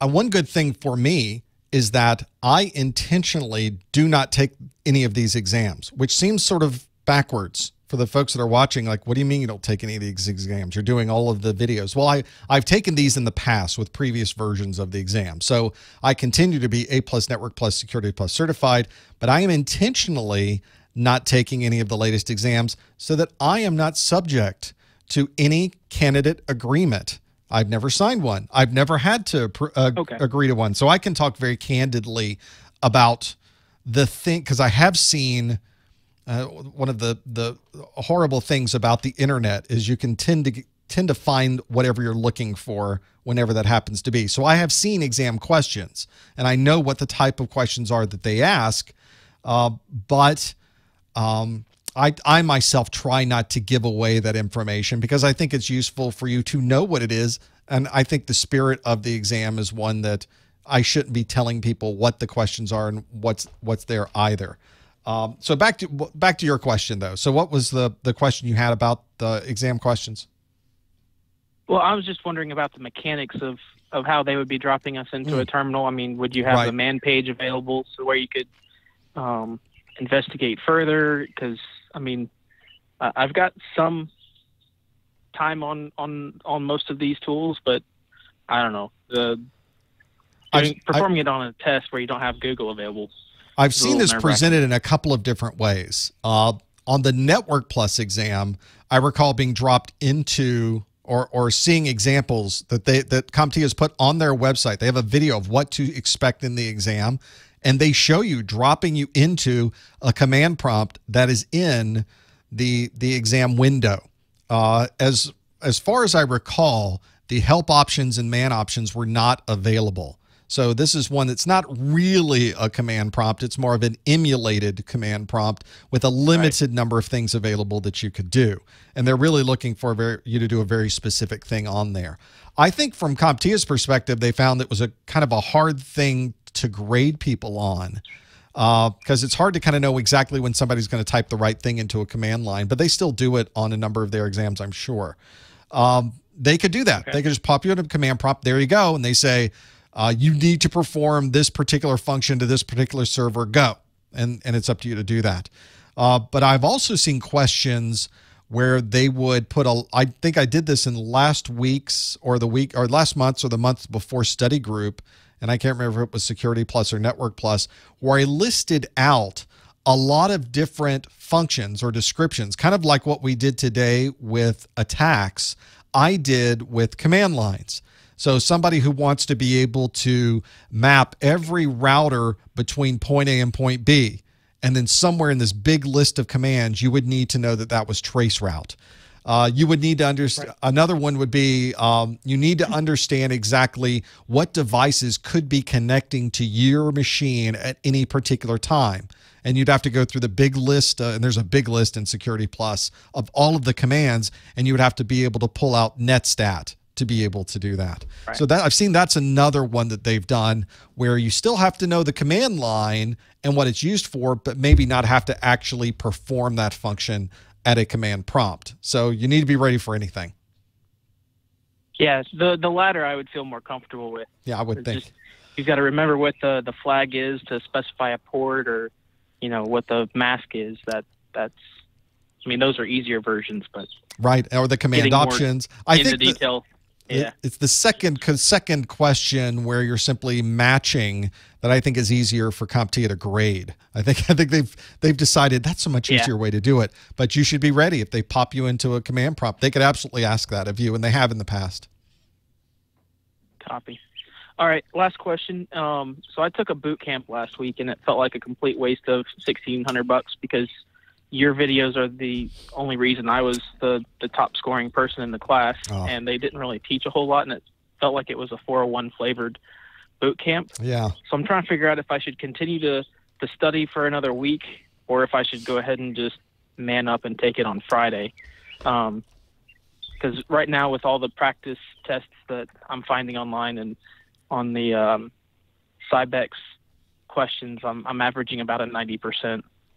The idea of a boot camp has a very specific use. I think that a lot of people are hoping when they go into these boot camps, which, as you mentioned, are not inexpensive. These are well over $1,000 to go to a boot camp, and it's only 5 days. They really are hitting you with a lot of information in a very short period of time. They're really designed, or optimally, they are designed for someone who has already gone through all of the content before. They've already gone through all of my videos. They've already read through a book. They've already gone through the process of doing some QA. They've got a little bit of hands-on, and they feel like I need some additional structure and some additional study before I really feel comfortable going into the exam. That is the best possible use of a boot camp. These are very expensive things, so you really have to think of it that way.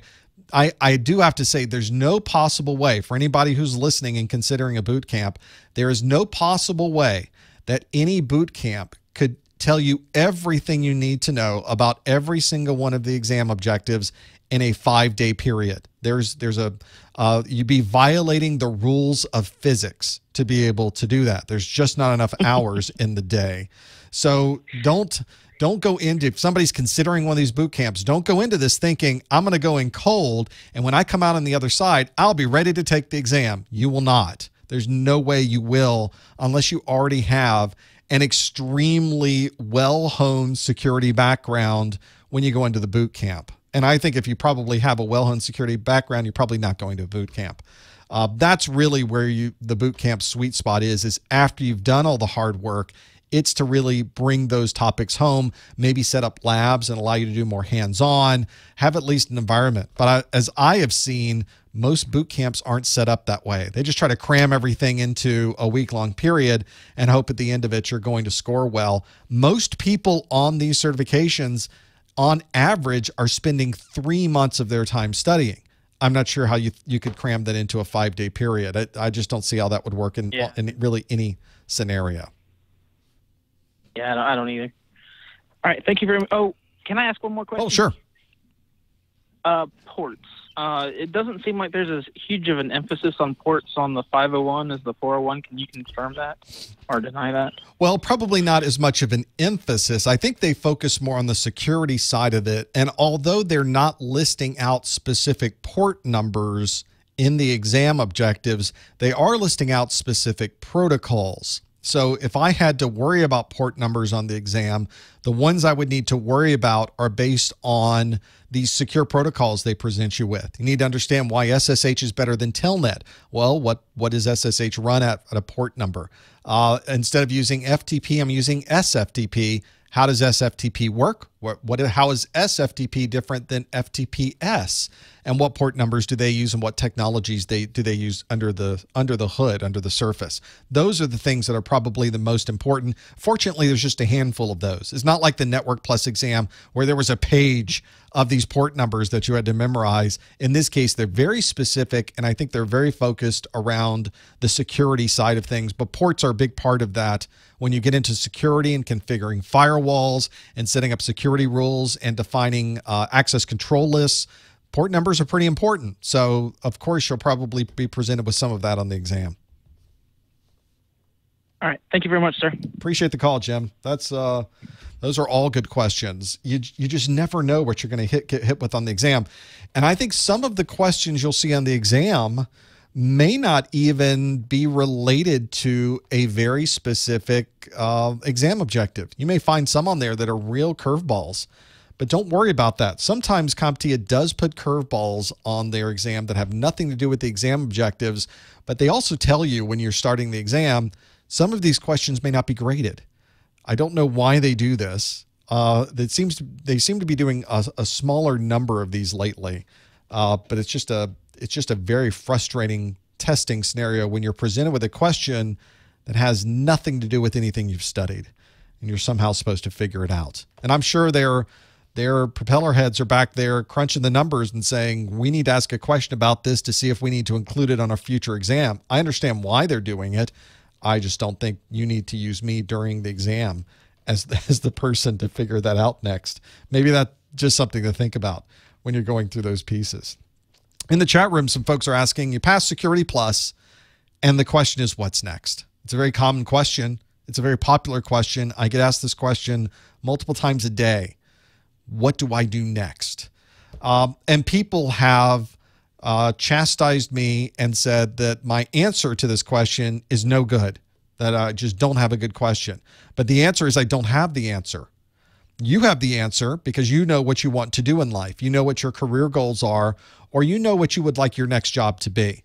I don't know that information. Now, if you know that, tell me, and I can give you some suggestions. But saying, I passed the Security Plus, what's next? Why do anything next? Maybe that's all you need. Maybe you're trying to get that first entry-level job with the U.S. federal government. At a minimum, they need Security Plus. You meet the minimum. Done. But whenever I start looking at certifications are a means to an end. They are not the end. They're not the purpose of what you're doing. So there needs to be a reason you're getting that certification. So what is that reason? Is it to get a different job? What is that job? When you get in that job, where do you think you'll be moving? Some people say, I love networking. Some people say, I hate networking. Well, based on that, I can give you an idea of where to go. We can talk about what different options might be available. Do you like operating systems? Do you like server operating systems? Do you like the idea of understanding active domain technologies in Windows? Do you like databases? Do you like SQL type databases? Maybe that's a direction. Do you like data centers? There's all so many different things you can do in technology that you really get a lot of options available. You have, the world is your oyster. You just decide where you want to go in IT. This is so different. And I think we often don't realize it because we're in the forest and we just can't see. With all these trees around, there's a forest. We had no idea. In IT, you have more options available than almost any other type of vertical market I can think of. People in technology have options available that you don't have in medicine. You don't have these types of options in finance. You don't have it in transportation. You don't have it in, just go down the list. With IT, whenever you are thinking of doing something that deals with technology, you think, that's interesting. Let me go that direction. And you can go there. There's jobs available for whatever you wanted to do. I started off doing field type of repair and delivery, really grunt work. Field grunt work is what I did. And I moved from that into corporate help desk. And I moved from that to setting up and configuring and managing workstation operating systems, and moved from there to server operating systems, and moved from there to networking, and moved from there ultimately to security. So I didn't plan that. I had no idea it was going to take that path. Nobody knows in technology. But when I got into the field sales, I thought it would be great to take what I know about repairing this hardware and apply it to a larger company. Now I got in a corporate help desk. While that I'm here, I started learning a lot about Windows. Now that I learned about Windows, I moved into supporting the desktop. From there, I thought it would be great to manage the servers that these desktops were connecting to. So I kind of followed what interested me every step along the way. So when I talk about what's next, it depends on what you want to do. Do you want to go in security? Do you want to go in operating systems? Do you want to do databases? Plenty of options. And maybe CCNA, routing and switching, is the right path. Maybe Microsoft MCSE is the right path. But I can't answer that. Only you can, because you know what you want to do next. So if folks are in IT, in a good example, this helps me a lot. So the question that I just asked, I got an answer from Dalfan in the chat room. Dalfan13 says, I'm already in IT. I want to go into security. What would you recommend? So there's the right question. So one of the things I highly recommend for getting into IT security, and IT security, by the way, is the security team that manages your firewalls, your intrusion prevention, your SSL VPN for remote access dial-up or remote access from different networks outside the organization, IPsec VPN connectivity to your partners and remote sites, manages the compilation of all of this data and log files into your SIM. So you've got some log aggregation that you can work with, which means there's a reporting aspect. There's also a security policy aspect. There's antivirus. There's anti-malware. There's cloud-based security systems. Those are all IT security. And if somebody's interested in IT security, the thing that I always recommend is you get the strongest foundation you can in networking, which offhand may not make much sense. But it turns out most of what I just mentioned has an enormous networking component to it. When you're plugging in a firewall into the network, it's very commonly configured as a layer 3 device. It's performing routing. You may have internal routing protocols that you are using, dynamic routing protocols, and external dynamic routing protocols that you're using. You might be doing BGP to the internet and EIGRP or OSPF inside your network. There's often times where you need to take and perform a routing redistribution between those two, because those two won't talk to each other. You have to tell your routing device how they blend together. That's all networking. And yet that's all being done on your firewall. So you already have to have this foundation of networking just to be able to install the security device. Same thing for IPsec, same thing for SSL VPN, same thing for setting up certificates. All of these help you. The more you know about networking and the more you know about operating systems as well will help you when you're looking to get into IT security. I think the networking has a little bit more of an importance than the operating systems do based on what I did as a senior systems engineer, configuring, pre-sales, and installing these next generation firewalls. And there was an immense amount of networking knowledge I needed. The firewall did what it did, but it was getting it into the network that was really the hard part. Firewall was the easy part, really. That's why I say if you're someone interested in getting into security, it may not make sense when you initially think about it, but the more networking you have, the better off you're going to be in getting into security. I went around and talked to many, many different organizations in mostly the eastern United States, all the way up from Maryland over to Mississippi and into the Caribbean. And I was talking to security people everywhere I went. So I visited hundreds and hundreds of different customers in different locations. And in almost every case, everybody I was talking to in security had started in networking. One of the challenges we have right now is that there is not enough people for networking. There are a lot of open positions. So I'm starting to see that there are more people now getting into IT security that may not necessarily have that foundation in networking, just because we need the warm bodies and we're going to train you as we go. And you're going to learn that networking whether you've learned it or not. You're about to learn it now because we need you in the security team and doing that piece of it. So I'm seeing a little more of that these days. But that's something you're going to learn now, or are you going to learn later? And you'll be best positioned to get into security if you have that networking foundation. So make sure you understand those pieces between the two. It's not like there's any security about networking that you need to fix. It's integrating the security into the network that is one of the largest stumbling blocks. I was reading an article today about how the particular author I was reading thinks that that's going to begin blending together now, that they think that the security team and the networking team are really going to become one entity corporately, structurally within IT.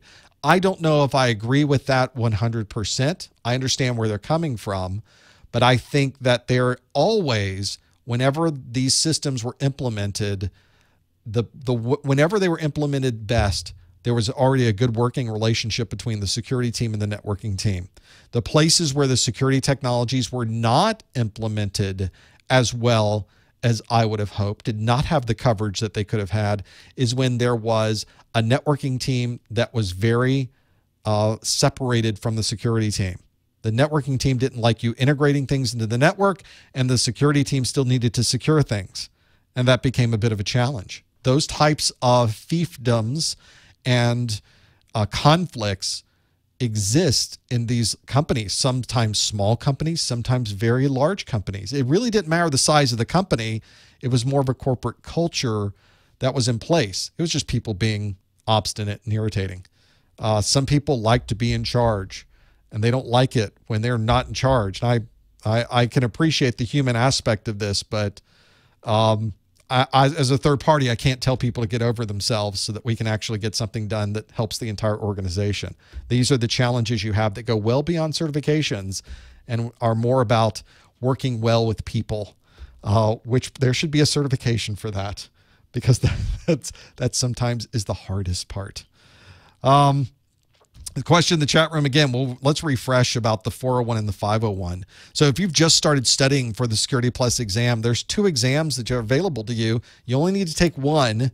One is the 401, one is the 501. The 401 will disappear. The SY0-401 disappears at the end of July 31st. Goes away forever. So if you're just starting your studying, probably not the one you want to study from. You probably want to start with the 501 materials. And there's plenty of SY0-501 materials out there. It's going to be around for 3 years or so. So if you start studying now, I bet you're going to have time to take that. Maybe you'll have time to take that one. I think you will, to take the 501 exam. This is about the time you should start thinking as well. If you've been studying for the 401, it's gut check time. It's time. We're in May. You've got 2 months. Make sure you get it done by the end of July and give yourself a little bit of time. I will tell you, as someone who's been doing this for a while, people will be taking the 401 exam on the 31st of July. They will do it. I don't recommend you be one of those people. Sometimes you don't have a choice, but it's better if you don't, to have some of that. So make sure you think about those different pieces. Folks in the chat room, how long should you study? You should study until you know everything that is listed in the CompTIA exam objectives. Period. Bottom. End of line. No more. That is exactly what you need to know. You should know all of it.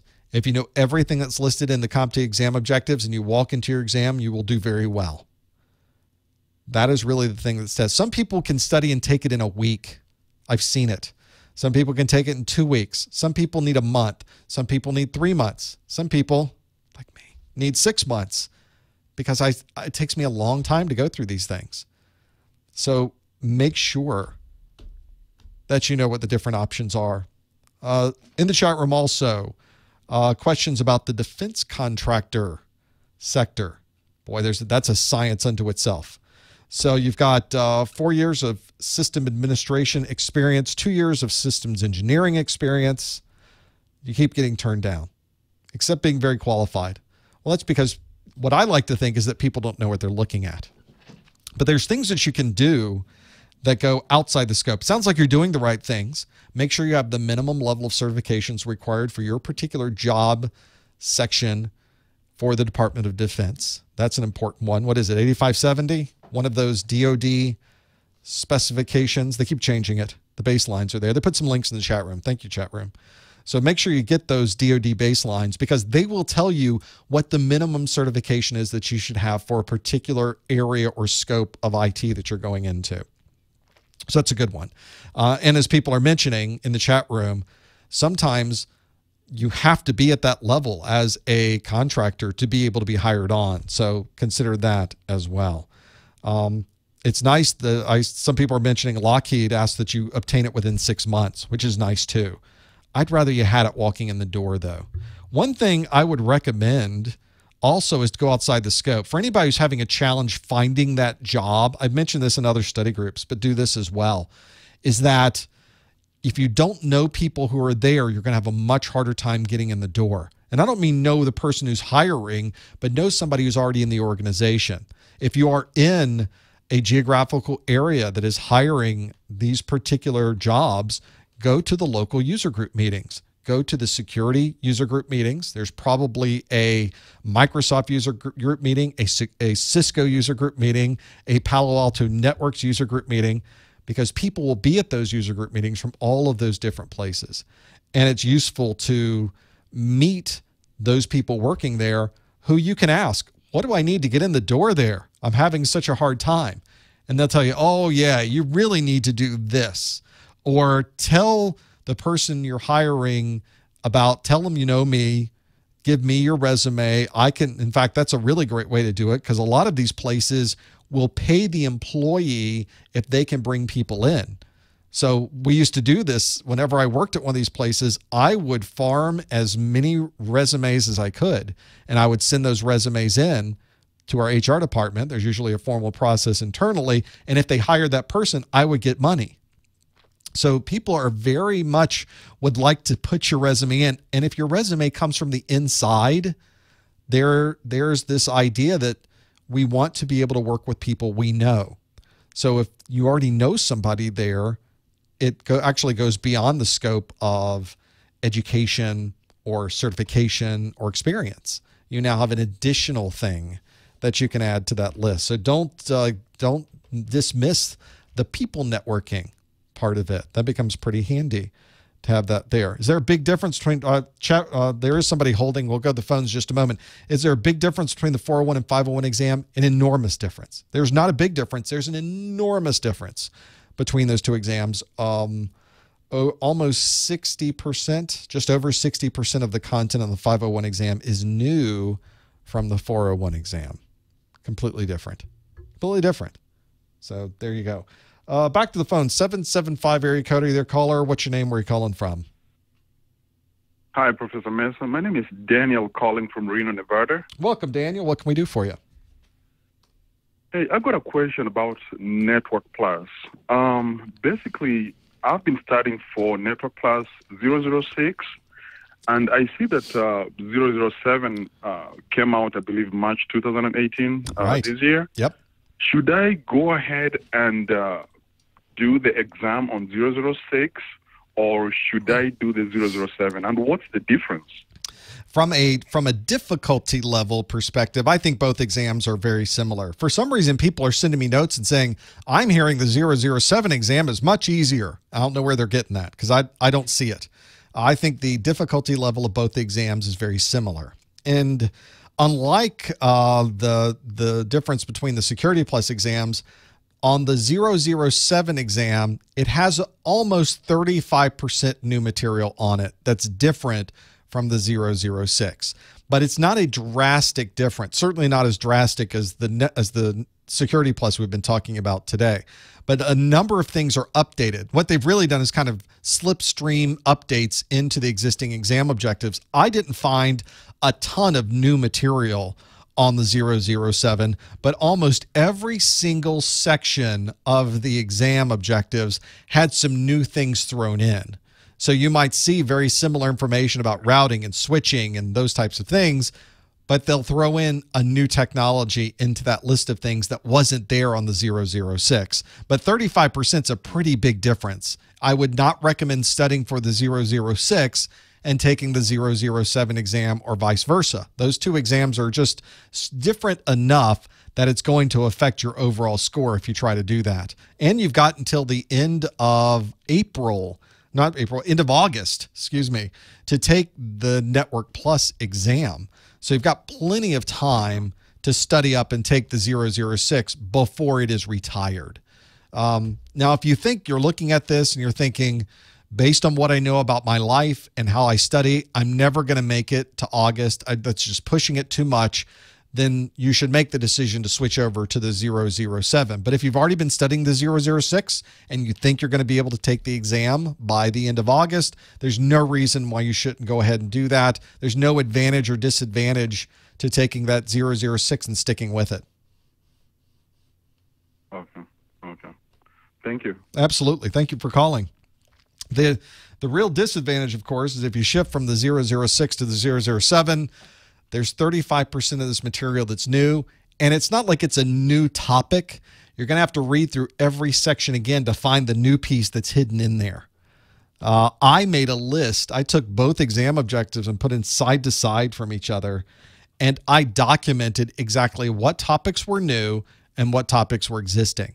So I could see how they peppered the 007 that way. In fact, I might have those still on my system here to show you. I'll give you a feel for this. So let's pull up the 007 training course. Here is changes. I've got a changes PDF here. And let me pull this up and let you see it. Let's do a 2-page view here. So this isn't the best one. It's not showing everything, but it gives a pretty good idea of what I was doing on this. So if you looked at the exam objectives, here is a section. Let's start with 2.0. So everything that's green is in the 006 that comes right over. Everything that is yellow is brand new content. So you can see it's for the infrastructure section. Given a scenario, let's get rid of this, deploy the appropriate cabling solution. And you can see the transceiver section is new.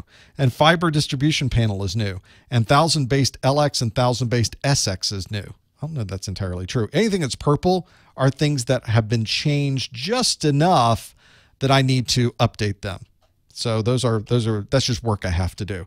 But let's flip over to network security. So in 4.1, summarize the purposes of physical security devices. You can see about half of them are new and half of them are the same as the earlier version. Same thing, but there's a section, it's not in here, but there's a section like 5.1 is all green, 5.2, it's got updates in it. Some of these are dramatically different. You can see 5.5, which are troubleshooting common network service issues, is almost all new content.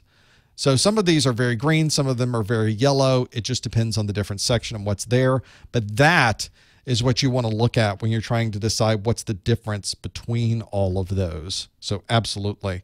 If you're new to security, you just finished a Security 401 course, yeah, just take the 401 exam. Absolutely. Why not? You already know exactly what's in there. You already know which direction you should be going with that, so do it. Absolutely. There's no disadvantage. You earn exactly the same certification if you pass the 401 or if you pass the 501. It's identical. So don't miss an opportunity there to take the exam before it goes away. Then you're effectively going to have to start over. That's frustrating and challenging. So make sure you do that. Is there new content coming? There is new content coming. I'm working on new content right now. It's not going to be a video, though. It's going to be something else. So, you know me, I've got all kinds of different types of learning media. So you will see new things for Security Plus, new things for Network Plus. Obviously, A Plus will be updated by the end of the year. So there will be some new things coming. In fact, there are new things I haven't had before for Network Plus and Security Plus. So we'll see some of that show up as well. Comes in handy to have those things there. So I'm working on that now. It's one of those where you don't see it. It's not a video. The only new videos you're kind of getting right now are my study groups. So it'll stay that same way for the next month or two, I would imagine. Unless something dramatically changes, which sometimes it does in this world that I am in, to be able to do that. Something you should always plan for plan B, plan C, and plan D. So that's exactly. What practice questions can I suggest to study for Security Plus exams as close to real exams? I don't know. I really don't spend, and I mentioned this earlier with the Cert Master, I don't spend any time looking at anything else that's out there. I'm just heads down every day writing. I'm writing, making new content, making new presentation, making new pop quiz questions, making new study group content. So I just don't have time to now go out and look and see what other people are doing, because I don't care what other people are doing myself. My goal is to make the highest quality product I can make, and I don't need to look at other people's product to know if that's the best I can do. There's a concept out there, really this doesn't apply to certification, but it applies to anything, which is people want to do just enough to give you what you need. But I want to give you a lot more. I want to give you the best possible training, learning experience I can. And it doesn't matter if I go look at somebody else's book, it doesn't matter to me. I want to do more than most anybody else that's out there, regardless. So looking through those isn't going to help me do that. I know what I want to create for you, and I know what I want it to look like, and I know what would be the best possible thing given that particular type of media. So that's what I focus on. So I apologize that I just don't have any of that content. I don't have a way to compare those things. So I'm sorry I don't. I wish I did have the time to do that, because that would be a valuable thing, but I just don't have it available. Sorry. So on the test, if you're asking questions about things that are on the test, you obviously can't tell me what's on the test, because that will violate the candidate agreement. That's one thing that a lot of people don't realize, because none of us read those big lists of things they put in front of us. Do you agree? Yes. You've already scrolled through 10 pages of things. Do I agree? I guess. I didn't read any of it, but I did agree. If you have a question about a concept, though, if you have a question about a topic, if you have an overall overarching question that would cover the topic you're interested in, I'll be more than happy to discuss it. But I can't discuss things that are very specific on the exam. Really, I can, but you can't. So that's kind of the way that works. And I like to be able to discuss those things too, but we just can't. So is windowing a necessary concept to understand? Well, it's a necessary concept to know for networking, but what concept of windowing are you referring to? That's one that does become very handy on the network side. In fact, it becomes pretty important on the network side when you're dealing with handling congestion on the network. So subnet masking, I don't know what windowing is associated with subnet masking. So I would say no, not a necessary concept to understand. I just don't know what reference subnet masking would be based on windowing. I don't know what that's referring to. I have a feeling this is one of those terms that is used somewhere by somebody to refer to a thing that is never used outside the scope of that thing they're referring to. So whenever I talk about windowing and networking, it's always related to TCP, a TCP window. That's the one I'm referring to. So that's, and it is an important thing to know, more so for the Network Plus, probably not on the network, on the Security Plus. Really no windowing aspect to Security Plus. So that works good. Now this is a good comment, because this sort of is a converse to what I was saying earlier. So Tom in the chat room says that he passed the 501 about a month ago after starting his studies with no networking experience. And I mentioned earlier that if you want to get into IT security, you need to have networking experience.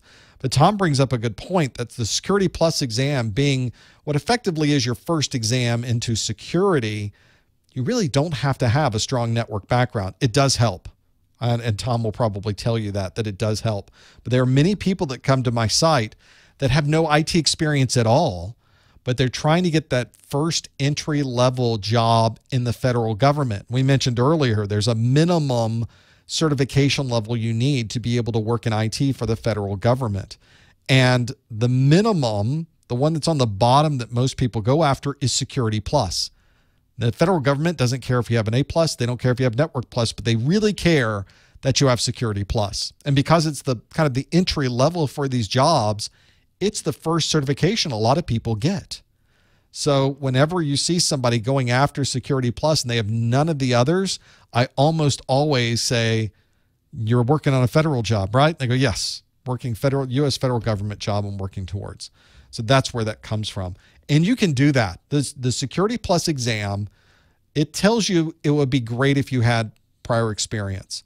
But it is possible to pass the 401 or the 501 exam and not have any practical knowledge. Now, of course, you do need to read the books, watch the videos, do the Q&A, and get as much hands-on as possible. Always. You still need those things. And if you don't have any prior experience, you probably need even more of those things than most people. But can you do it? Yes, you can absolutely do it. So that's one of those things. Yeah, the Jim chat room saying that other countries are starting to copy that minimum list of requirements. And it just makes sense. You want to know that everybody in government sort of works this way. Government doesn't have a brain about it. It doesn't have a centralized direction. It's completely decentralized. It, of course, has a brain, but it doesn't have one person deciding what everybody is doing. There's no minimums like no person overseeing everything like you would see in a non-governmental agency and a corporate entity. And so for government, there needs to be very specific lines drawn that every person must follow to do it a particular way. And the Department of Defense requirements are that way. The 8570 is that way. So a lot of other countries do very similar things. If you want this job, you have to follow, you have to meet a minimum set of requirements, and here's what those requirements are. And if you meet that minimum set, we will, of course, hire you. So it's true, not just the United States does that. I often fall back to the United States federal government as needing that, but you're correct, Jim, that there are other countries that have minimum requirements as well, not just the U.S. So make sure you know what those are. And Jim does say government doesn't have a brain. So this is not a political conversation. I was really more describing you don't have to have a brain. You just have to meet this minimum requirement. There's no thought process put into what those requirements are. It's not like they'll bring you in. Let's evaluate you as a person. Do you get along well with others? Tell us about the lab you have at home. Let's talk about some of the other things you do outside the office. They don't care. Do you meet this minimum requirement? Then we can talk about other things. So that's the part where there's no thought process involved. It's a minimum set, and if you don't meet the minimum, that's it. There really is no leeway. There's no give or take associated with that. You have to meet the minimum to be able to do that. Questions, network sniffing. Are there countermeasures for network sniffing? Well, for gathering packets on the network. There's a few. I mean, to prevent somebody from gathering packets on the network, you need to lock everything down so that somebody can't get in the middle of a conversation with a tap, which is almost impossible. You would have to monitor every interface on your switch and disable it if it suddenly disappears as somebody's putting a tap in. In government facilities, they don't use copper because you could technically put an inductive tap around the outside of the copper to capture those packets. With fiber, of course, it's light, and there's no electrical signal that you could inductively tap. You would have to disconnect the fiber and put a tap in the middle of that. So it's extremely difficult to stop somebody from capturing packets. That's why the best countermeasure is to simply protect the data that's going over the network using encryption. That effectively removes most value from a packet capture. So that's one of the things that you would run into being able to do that. It is a challenge. I worked for a protocol analysis company for almost 10 years, on and off. I was a boomerang. I left after 5 years and came back for another 4, and was really all about the packets on the network, understanding all the traffic going across and what's inside of those, and had so many different ways to tap into a network, whether it is tapping into an existing port mirror that's on a switch, plugging in a physical tap, plugging in a hub. There's so many different ways to get into the networks, and it's different depending on the topology, of course. So that's one where somebody really wanted to capture some packets, they captured packets. So it's hard to prevent it completely. It's a challenge. Just make sure nobody can see it and have those pieces there. Was there an article claiming CNN had an article claiming a major vulnerability with PGP in email? I did see this. And These poor CNN. What do they know of security vulnerabilities? The major vulnerability was really an implementation of PGP in a particular set of email clients. It had nothing to do with PGP as a standard, which, of course, there is no vulnerability that anybody identified with PGP. Maybe there's one in there, but we don't know yet. We just never know until we find it, right? But PGP doesn't have the vulnerability. The way that PGP is implemented in particular clients allows them to use particular cipher block modes that can be you can easily discern information from. So that's what that's about. The people making the email clients have to make their email clients use stronger encryption methods, because PGP can encrypt a lot of different ways, and the clients were using they were just lazy in the email clients. So how do you know if your client's bad? You ask the client manufacturer or find the company that did the test. They probably have the list of them. But usually when these things happen, the email client organization has already come out with a statement, or they've released a patch that resolves that particular issue. It's getting more, it's very rare for somebody to announce a vulnerability like this and not have already allowed for the mitigation of that vulnerability.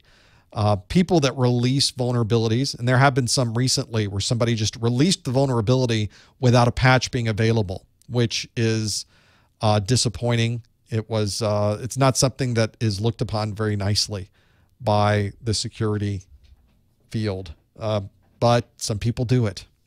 So that's one where you do want to be able to see if your email client is one. First, it would have to use PGP. And secondly, is it using PGP in a way that is not as secure as it could be? It doesn't mean that anybody can gain access to anything you've sent over PGP. It means there are some cases in some scenarios with certain email clients where when it's done a particular way, what could possibly allow someone with the knowledge to be able to gain access to information that you could have sent over PGP. That's a, there's a lot of corner cases there. It's sort of that problem we had recently with Twitter telling everybody to change their passwords. There was no evidence that anyone had your password. There's no evidence that anyone ever have access to your password. They deleted everything that had your password in it, cleared it, so that now going forward, no one would have your password, but you should change your password anyway.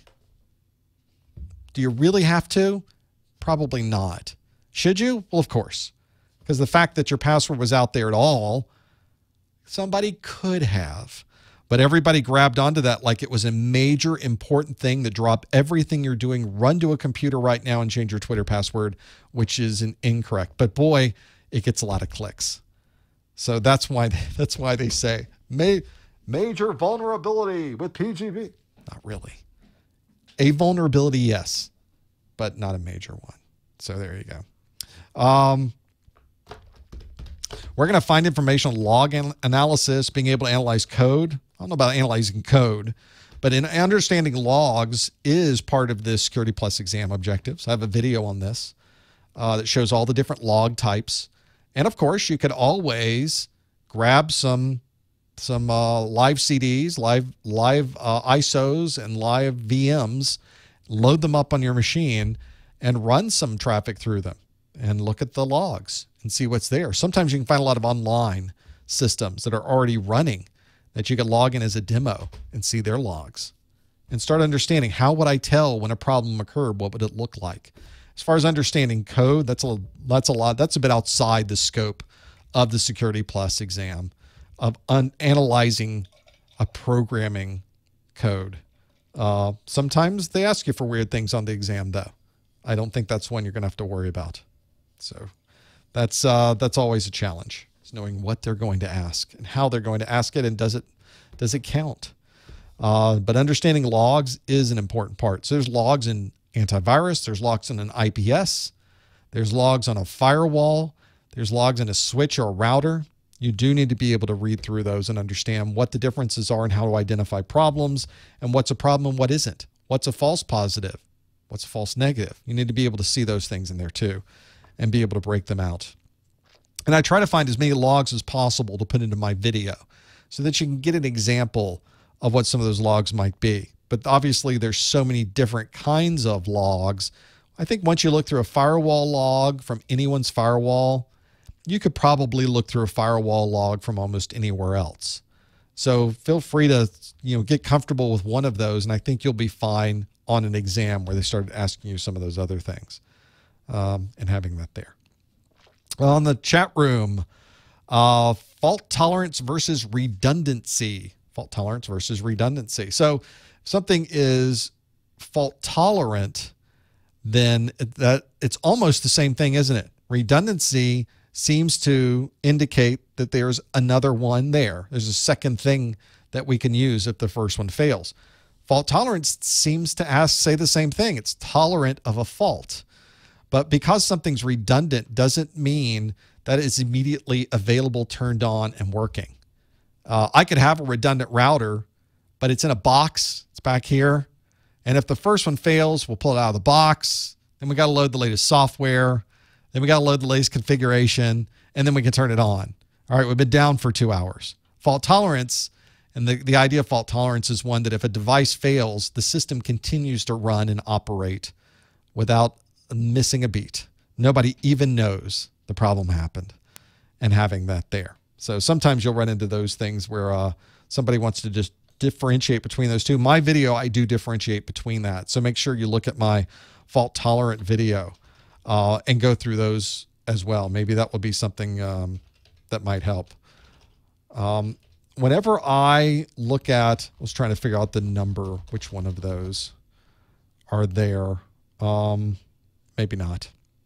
So in the chat room, I don't have the number of that video available immediately, but I can always find that later if you need it. Can I discuss poodle? You got a practice question on poodle. Well, that's a practice question, I guess. It's not my material because it's not in the CompTIA exam objectives. Poodle, that was the SSL man in the middle, wasn't it? I think it was. That'd be a good one to know, though. It's another good example of applying. I mentioned this when we did the performance-based question at the beginning of the study group. Here's an attack. What did it do? How would you categorize that particular attack for poodle? Yeah, it's man in the middle. So poodle's a man in the middle. It took advantage of a very good example of using the wrong blockchaining to be able to gain access to information. I have the video where I talk about the different blockchain encryption types, where you take a block information, you encrypt it, you do another block, you encrypt it, and I took a picture of a dog and I encrypted it with a very particular cipher block chaining, and I show you the result in the encrypted form of the dog, except it looks just like the dog, except it's different colors. It's different grayscale. But because the encryption type being used did not do a lot of randomization, the end encrypted product looks so similar to the original product that you could really tell what the original was. That was the scenario they ran into with Poodle. They were using those old outdated cipher block chaining. That's as I recall. This is off the top of my head, and I could probably do a quick search. I wish I had the Siri here, where I could tell the Siri. Which one was it using? It was using, this is compelling, I realize. So it was a TLS version. Yeah, I think that was the one that was using the old cipher block chaining to be able to do that. But that's the one that you needed to update or tell your SSL not to fall back. It needed to use TLS. You know, we use the term SSL these days to describe TLS. We just sort of use it because we've used SSL for so long. But the reality is you should not be using SSL. You should be using TLS, which is really the latest. I don't want to call it the latest version of SSL because people get very angry with me because it's not. It's a brand new thing that just has a foundation of SSL in it. But you should be using TLS and not that old. The latest TLS, not even the old TLS. That's how long we've been on these versions. What are we at? 2.1? I can't even keep up. But that's a good example. Now, Poodle is not in the CompTIA exam objectives. We won't be asked a specific question of what did Poodle do to thing? How did Poodle create a problem? What is it about Poodle that was the problem? They're not going to ask you that. Not going to get into those details. But there's probably going to be a question on the exam. You've got man in the middle. You've got buffer overflow. You've got database injections. You've got, it goes on and on and on and on. There's a huge section. I never thought the videos were going to be done for that section. It's enormous, but you do need to know all of them to have them there. So you have to understand how somebody would use that particular vulnerability to gain access, to exploit it. So make sure you know those differences between all of those. Becomes useful to know if you're ever in the market for a poodle. It doesn't have anything to do with the dog in this case. It has everything to do with SSL and early versions of TLS. This is the problem I think we're going to have with almost everything. So it's very similar to that PGP issue we were just talking about. Older implementations of using that technology end up being the weak spot. It's finding that weakest link in the chain, and people have found the weakest link where these systems would negotiate using an older version of these technologies that was easily compromised. This is the reason we don't use WEP on our wireless networks anymore. It's exactly the same scenario. If you run into a network using WEP, that's easily hacked. So that's another example of finding that older implementation and taking advantage of it. I guess the newer implementation, although it's a completely different, of course, is WPA 2. And hopefully soon WPA 3, right? That's not in the exam. Sort of talking out of scope here. But WPA 3 will be the next thing. We work through it. That'll be nice to have too. Some nice advantages. So I'm sure when the next Network Plus comes along in 3 years, it'll be on there for sure. Oh, don't you love the little names they come up with? You know, whenever there's a big vulnerability now, we can't just call it CVE 2018-0001. You know, nobody's going to call it that. You have to get clicks. If you are a security researcher, your goal when you find one of these vulnerabilities is to maximize this for your own personal gain. The important part of this is you remain as selfish as possible. So of course you're going to, I say this tongue in cheek because obviously you did a good job at finding this, Mr. Researcher, Mrs. Researcher, Ms. Researcher. So finding that is important. The marketing side of it's a completely different thing. How do you get the clicks? How do you get the knowledge? And how do you set yourself up for the next thing you're going to do if people don't know you did it? So the padding oracle on downgraded legacy encryption is Poodle. They kind of had to work that one, didn't they? I think that's more of a shoehorn. Padding oracle on downgraded legacy encryption? Really? Padding? I don't know. I'm not sure that works. You know, technically, was it padding? Well, maybe it was, but that's a shoehorn. You have to work harder on that one. But it's a good opportunity to use dogs in dealing with exam vulnerabilities, understanding what they're there. You will probably not be asked about a specific vulnerability like that. You probably won't be asked about the PGP encryption problem. You probably won't be asked about Poodle, but you will be asked about the implementation, how someone could manage to gain access by doing a particular thing.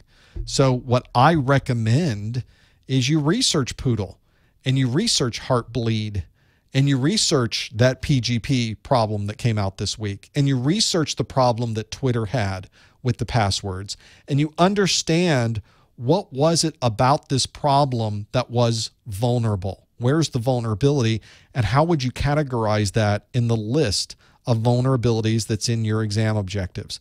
That can be very useful to you when you're planning your Security Plus studies. So anytime you see a new CVE pop up, anytime you see a new vulnerability in the news, go away from CNN, go find out more about the vulnerability and see how does that fit into all of these other things. And what you'll start to see is that there will be a constant set of problems. You'll be able to categorize it much easier. Oh, that's a database injection. Oh, that one's a buffer overflow. Oh, that one took advantage of the buffer overflow to perform and it increased permissions on that operating system. So you'll be able to start adding these things together. Oh, they performed the buffer overflow. They gave them access to do a man in the middle because it gave them the certificate information. Those are the types of things that become really useful to have that there. Professor, would you consider releasing a video or series on setting up a lab environment for inspecting vulnerabilities in purpose-built VMs? I really should. I do some of this in my Security Plus videos. So a lot of the videos that I'm doing on database injections, on cross-site scripting, those were made with existing VM that are built to be insecure. So what I tried to do is integrate that into the video. And that's why almost all of these vulnerability videos have at least an image, a description graphically that shows how it happens, or I show you how it happens. So I do that whether it's something that's like the wireless disassociation, you know, was done with my actual access point, done with my wireless, my mobile phone, and I show you how I'm able to perform a denial of service against my own phone in real time using the tools and the command lines and everything. Same thing with cross-site scripting, same thing with buffer, same thing with database injections. And I think I mentioned in the video which one of the vulnerable VMs I'm using. I think one I primarily used, I used to use WebGoat, that's a real thing, as the vulnerable, and I may have used it a little bit in these. And I'm trying to remember the either a DV, let me find vulnerable web app. Is that, yeah, DVWA. Gosh darn vulnerable web application. We'll keep it rated G here. So find the DVWA, and that's another good one. I think that's the one I did mostly the database injections with. That one was probably the one I did the cross-site scripting with as well. Try to remember, but I've got my list of things. Those are really good. The WebGoat and that one was probably, I would say, 99% of what I was doing. Although some of them I did live. So some like the ARP poisoning, where I was on the network. I used Cain and Abel to ARP poison one VM. Actually, I think I ARP poisoned my workstation that I use in front of me. And I did the same thing with a VM, and I was able to capture information going in between. That was live. The wireless disassociation was live. I didn't use a VM for that. So the challenge with these is they're not super well documented. And in some cases, the documentation is either not available or in some cases wrong or outdated. So you somehow have to find a video or a method, you know, reading what's on the screen to be able to see how to make the latest versions of these work properly. And I found some bugs in newer versions where I had to downgrade to an older version of the DVWA to be able to perform some of these. And it was only after running the vulnerability and saying, why is this not working, till I found the forum entry where somebody says, hey, this doesn't work. And somebody else said, yeah, it's a bug. So you run into that too. That's just part of doing business. That's just how it works, people. You're not going to get away from that no matter what you do. Well, I want to thank you for being here. Thanks for sticking around for the after show. Thank you for your questions. Thank you for your ideas. Thank you for your ongoing support. Could not do this without you.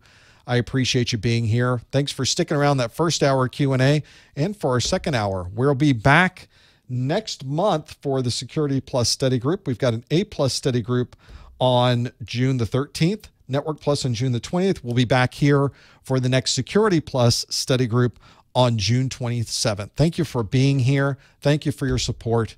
We will see you next time on the Security Plus study group.